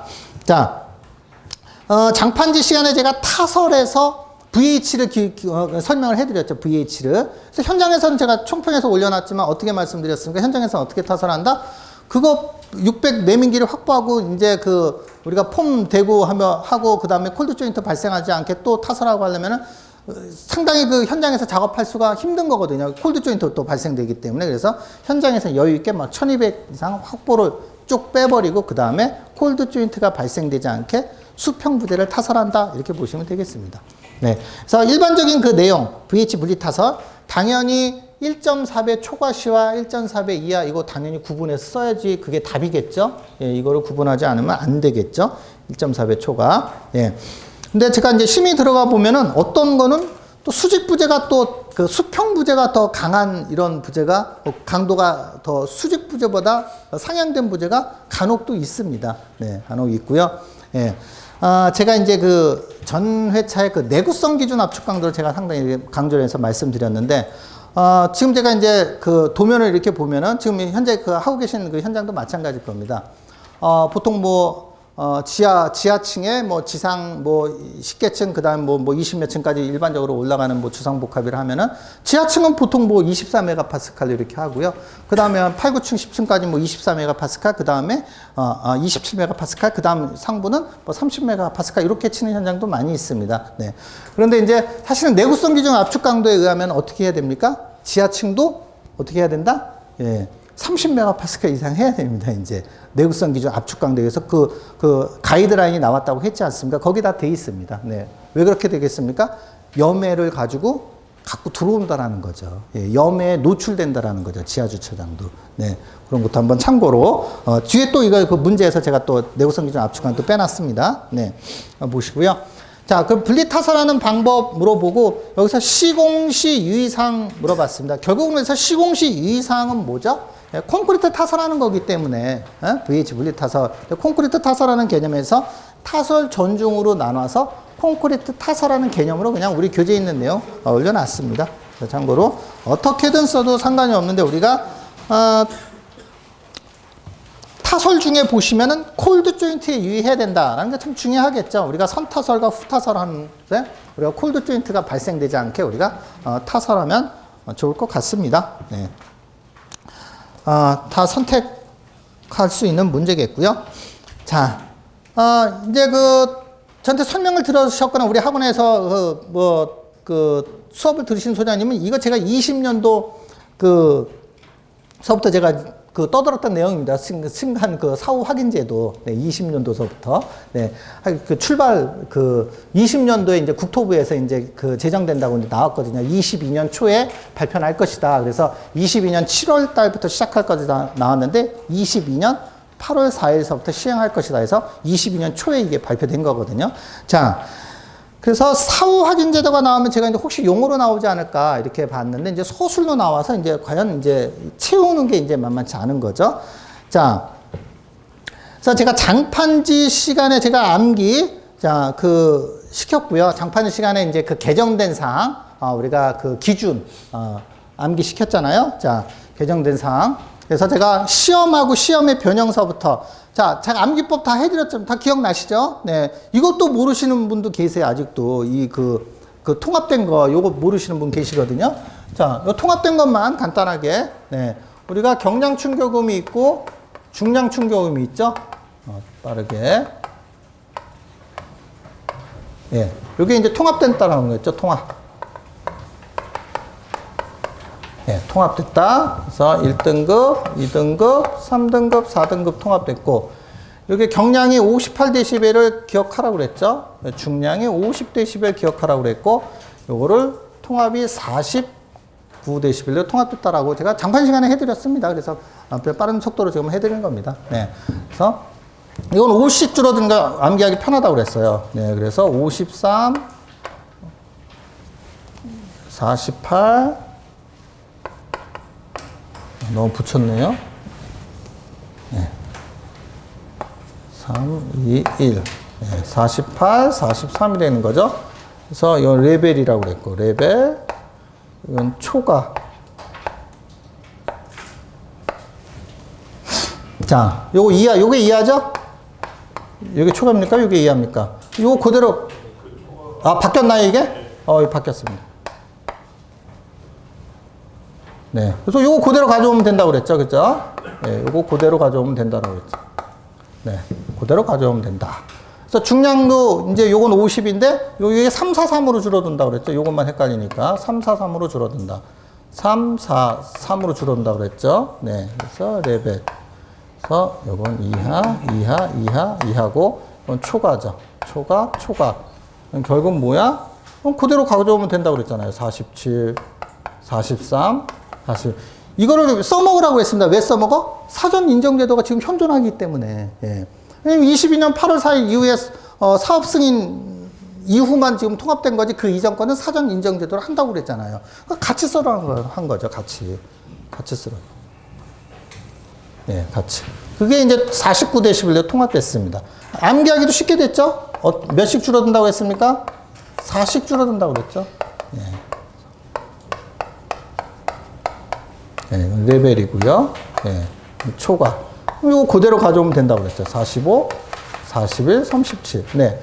이렇게 해서 암기시키고, 그리고 시험에 대해서 제가 이제 암기시켰죠. 그림 그리라고. 이런 내용들을 우리가 써줄 수 있는 거죠. 이거 다 장판 시간에 다 해드린 거죠. 내용들. 네. 왜 4씩 줄어든다고 했습니까? 데시벨을 구분할 수 있는 가장 최소의 단위가 4dB이라고 합니다. 네. 자.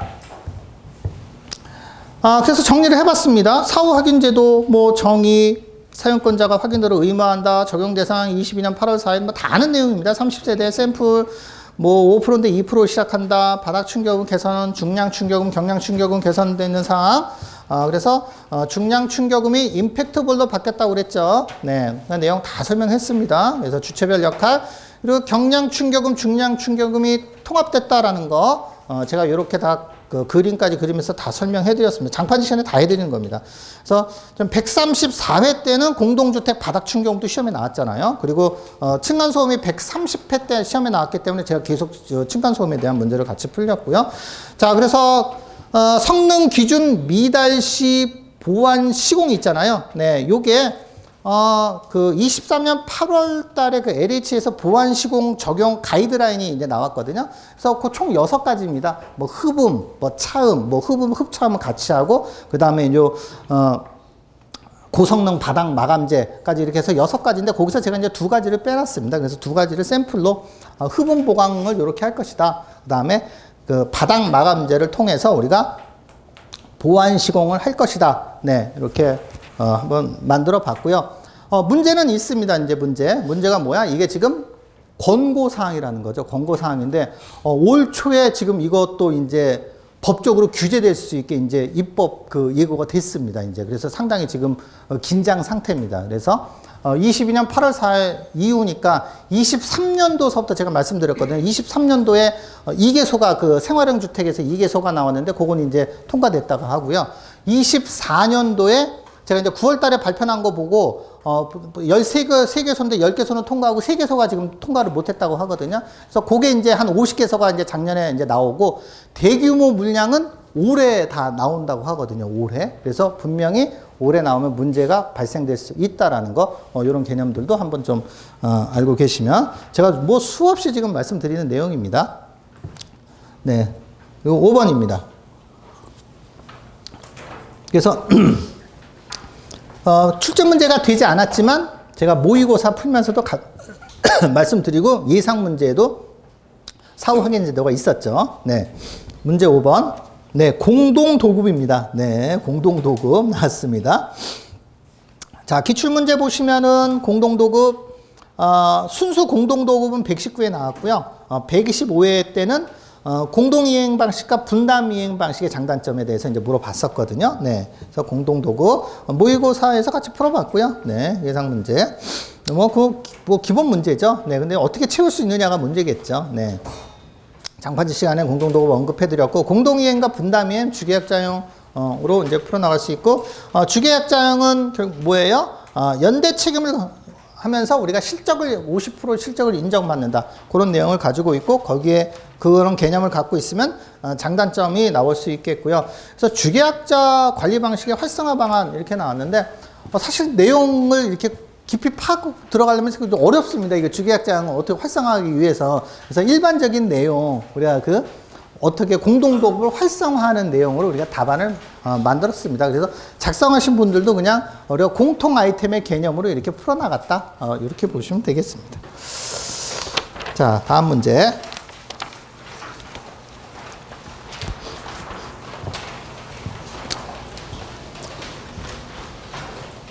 네. 우리 사후 확인 제도가 4번 문제 또 이렇게 채움에 대해서 쉽지 않고, 그 다음에 문제가 6번 문제가 물론 이제 전회차의 내용이기 때문에 공부가 되신 분들은 6번 문제가 사실은 별거 아니었습니다. 왜? 한중 콘크리트에서 다 했던 내용이기 때문에 다 공부했고 그림으로 다 만들었기 때문에 요 내용 쓰면서 한중 콘크리트의 변경사항 쭉 그냥 나열해서 채워버리면 되는 내용이었었거든요. 그런데 이제 공부량이 적으신 분들은 요 내용을 우리가 채용하기에는 힘든 내용이죠. 왜? 10점짜리는 내용이 쉬운데 25점짜리로 만들기에는 분명히 채용하기가 쉽지 않았다라는 거. 네. 자, 24년 12월에 개정된 사항입니다. 이거. 또 뒤에 또 콘크리트 문제가 또 있으니까 거기 또 나와 있습니다. 그래서 양생, 제작하는 목적은 당연히 강도를 보다 정확하게 추정하기 위해서 제작한 거죠. 그래서 양생 방법은 현장 수중 양색하고, 현장에서 수중해서 하랍니다. 그럼 한중 콘크리트는 할 수 없겠죠. 굳어버리니까. 그래서 한중에서는 현장 봉합 양생을 실시해 줘야 되겠죠. 예. 그리고 3번 온도, 이력, 추종 양생까지 있다라는 거. 네.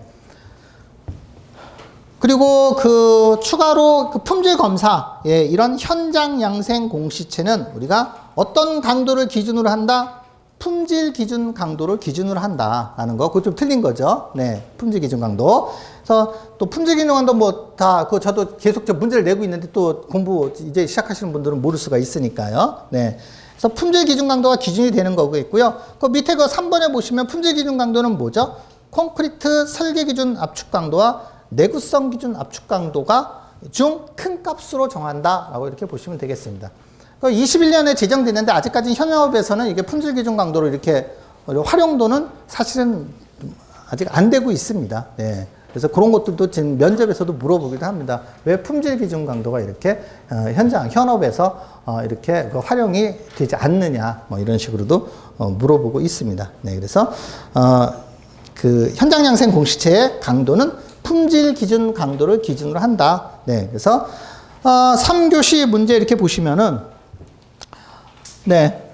어쨌거나 막 그 네 문제 선택하는데 뭐 양을 채우기가 지금 그 4번도 어렵다고 그랬고 6번도 어렵다고 그랬고 이제 공부의 양이 이제 부족하니까 네, 공부의 양이 되신 분들은 오히려 이 6번 문제가 그림 그리면서 한중 콘크리트 양 저번에 공부했던 내용들 그냥 쓰는 거거든요. 네, 그런 내용들로 채워 나갔다. 네, 이렇게 보시고요. 자, 4교시입니다. 네. 4교시는 뭐 타일 뭐 기본입니다. 깽폼 기본 내용. 차라리 일반 콘크리트 하나만 나오든 한중 콘크리트 하나만 나오면 되는데 이게 또 헷갈렸습니다. 갑자기 뭐 일반 콘크리트, 한중 콘크리트 두 개나 그리고 또 표준 시방서라고 또 나오고 네. 그리고 계측기 기본 V 요것도 제가 이제 모의고사 때 또 이제 풀렸는데 예, 이것도 예상 문제 있는데 이제 10-10 특강에서 요거 풀렸고요. 당연히 콘크리트는 그냥 일반적인 뭐 다 들어갈 수밖에 없는 거고. 네. 그리고 제가 이제 안전관리 계획서 요거 이제 10-10 예상 문제 또 최종 모의에서 제가 풀렸군요. 최종에서 풀렸군요. 예, 제가 안전에서 딱 찍었거든요. 안전관리. 요게 이제 나올 패턴으로 125에 나오고 130회에 나와서 최종 모의고사 때 한번 풀어보자고 같이 올렸거든요. 근데 요게 바로 나왔습니다. 예, 안전관리 계획서. 네. 그래서 또 최종 실전 모의고사에서 계측관리 당연히 나올 때 됐었고요. 그리고 요거가 제가 찍었었는데 이것도 안전관리 계획서가 또 나왔네요. 그래서 네 문제 선택하기에는 그 무리가 없었습니다. 자, 네 문제 선택하기 무리가 없다는 건 공부의 양에 다 비례한다고 했습니다. 네. 전혀 나는 문제가 있었는데 왜 자꾸 없다 그러지 이렇게 생각하시면 공부가 좀 적게 됐다 이렇게 생각하시면 됩니다. 네. 그래서 뭐 시공계산 항상 말씀드렸듯이 누가 더 좀 앉아서 좀 공부를 더 하느냐의 차이지 이거는 무슨 수학적인 개념이 아니잖아요. 누가 더 얼마나 투자하고 그 내용을 어떻게 우리 그 점수를 채점하는 사람으로 하여금 우리가 내가 조금 더 좋은 점수를 받을 수 있을지 연구하고 이런 게 필요한 거거든요. 네. 자, 4교시 보시면 자, 좀 빠른 속도네요. 132에 나왔는데 타일이 또 나왔네요. 뭐 기본적인 그 모의 원에 있는 겁니다. 종류별 특징. 이건 뭐 아주 예전에 나온 그런 기출이거든요. 종류별 특징. 그리고 하자 발생 원인 및 방지 대책 기본 사항입니다. 135회 때는 타일 접착력 시험 나왔잖아요. 접착력 시험 이거 대책에 당연히 써야 되겠죠. 이 시험이 빠지면 안 되잖아요. 장판지 시간에도 강조하는데. 네. 자, 그래서 타일 공법의 종류별 특징, 뭐 장판지 있는 거 보시면 되겠고요. 네. 하자 발생 원인, 뭐 설계제로 시공 양생, 시공 관리가 안 되면 하자 나오는 거죠. 대책 보시면 오픈 타임, 뭐 가사 시간 뭐 들어가야 되겠죠. 그리고 타일 검사, 시험 이거 꼭 들어가야 될 것이고요. 자, 문제 2번. 자, 깽폼입니다. 자, 깽폼. 제가 이제 깽폼하고 이제 알폼까지 해갖고 알폼도 나올 때가 돼갖고 제가 문제를 제가 알폼 풀었는데 알폼이 깽폼이에요, 결국. 예, 알폼의 냄새만 나는 거로 좀 적으라 뿐이지 알폼이 깽폼이거든요. 예, 알폼 말씀드리는 거는 우리가 내부에 있는 것만 뿐만 아니라 외부 거도 알폼의 개념을 같이 이제 말씀드리는 거거든요. 그래서 깽폼 나왔습니다. 깽폼. 그래서 130회 나오고 지금 나올 때 됐죠. 예, 그래서 그 전에만 해도 엄청납니다. 뭐 130회 밑에 126회 또 나오고 123회도 나오고 그때 사고 여파로 지금 계속 나오고 있습니다. 129회 때는 깽폼의 안전 고리, 안전 인양 고리. 원래 안전 인양 장치로 나와야 되는데 안전 인양 고리로 나왔다고 그랬고요.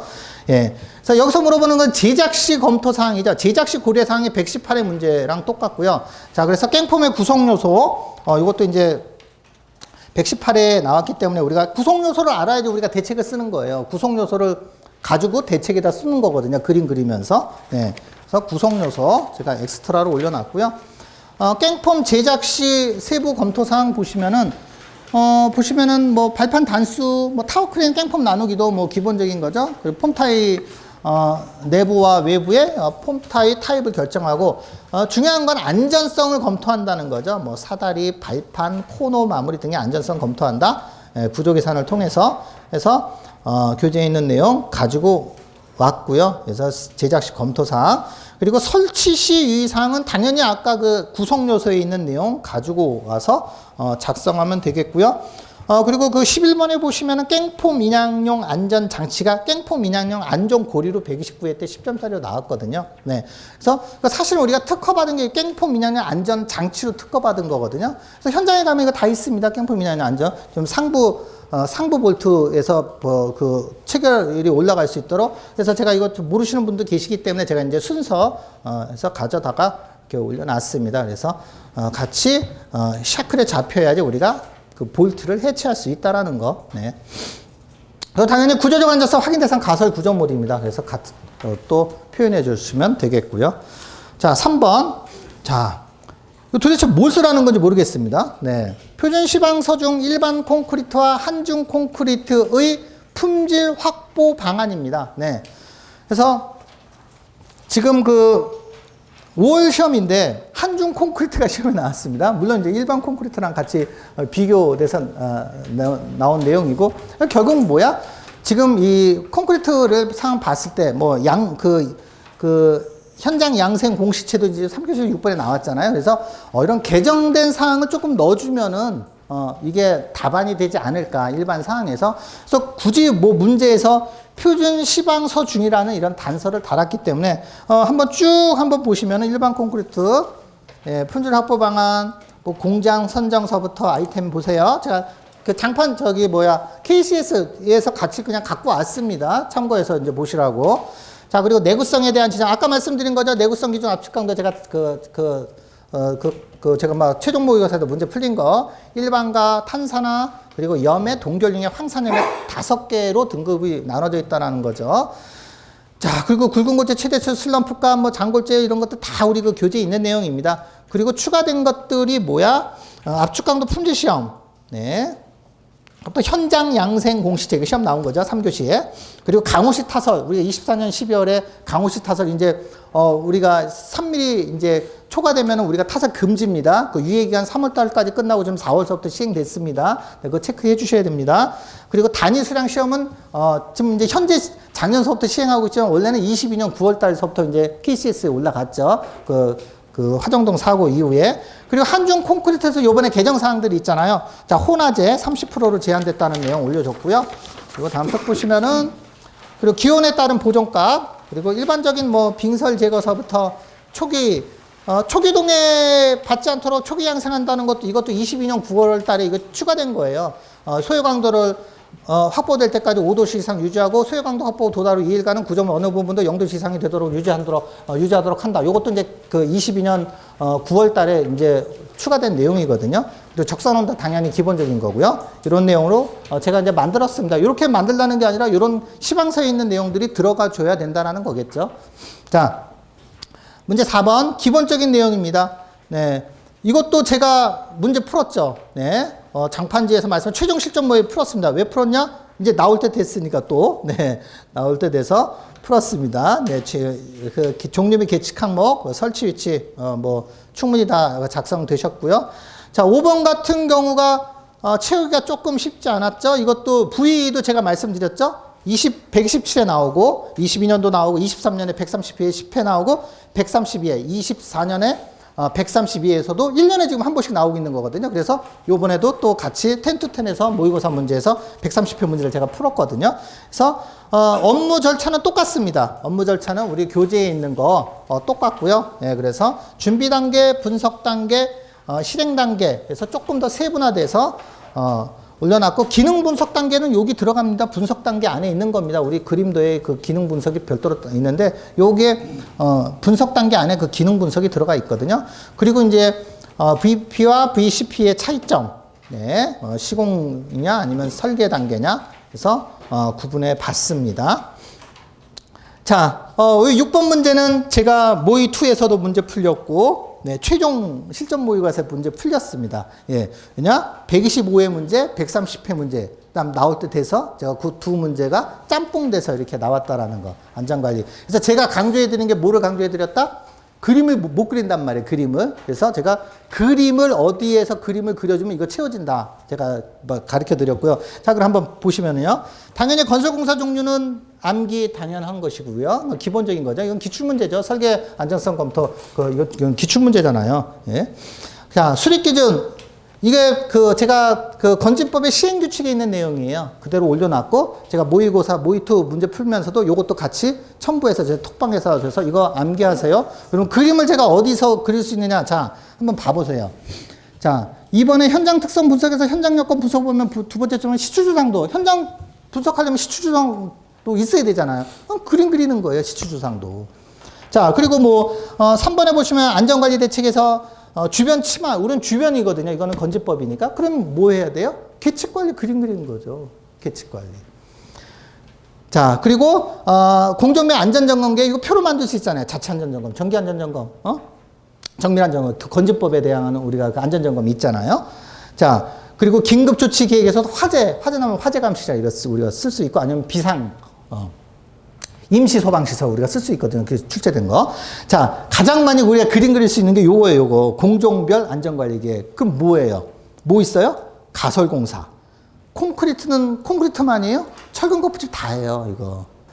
그리고 이거 성토이도 토목고 빼도, 자, 해체공사 그림 그릴 수 있죠. 그죠? 그리고 타워크레인 그림 그리잖아요. 요거 그림 그리면서 안전관리 계획한다고 해서 이거 하면 그냥 채워지는 거예요, 이거는. 이거 지금 공부가 안 되신 분은 어렵게 느껴질 수 있는데, 제가 이거 그냥 스터디랑 이거 모의고사에서 그냥 풀리는 거예요. 그림 이렇게 그리면 된다고. 몇 번 계속 풀렸던 문제예요. 이거 쉬운 문제예요. 예. 안전에서는. 그래서 그림으로 그릴 수 있고 채울 수 있는 문제다라는 거. 그래서 4교시 이렇게 봤을 때 문제 선택할 공부의 양에 비례하겠지만은, 오히려 네 문제 풀리는데 전혀 지장이 없고, 오히려 3번 문제.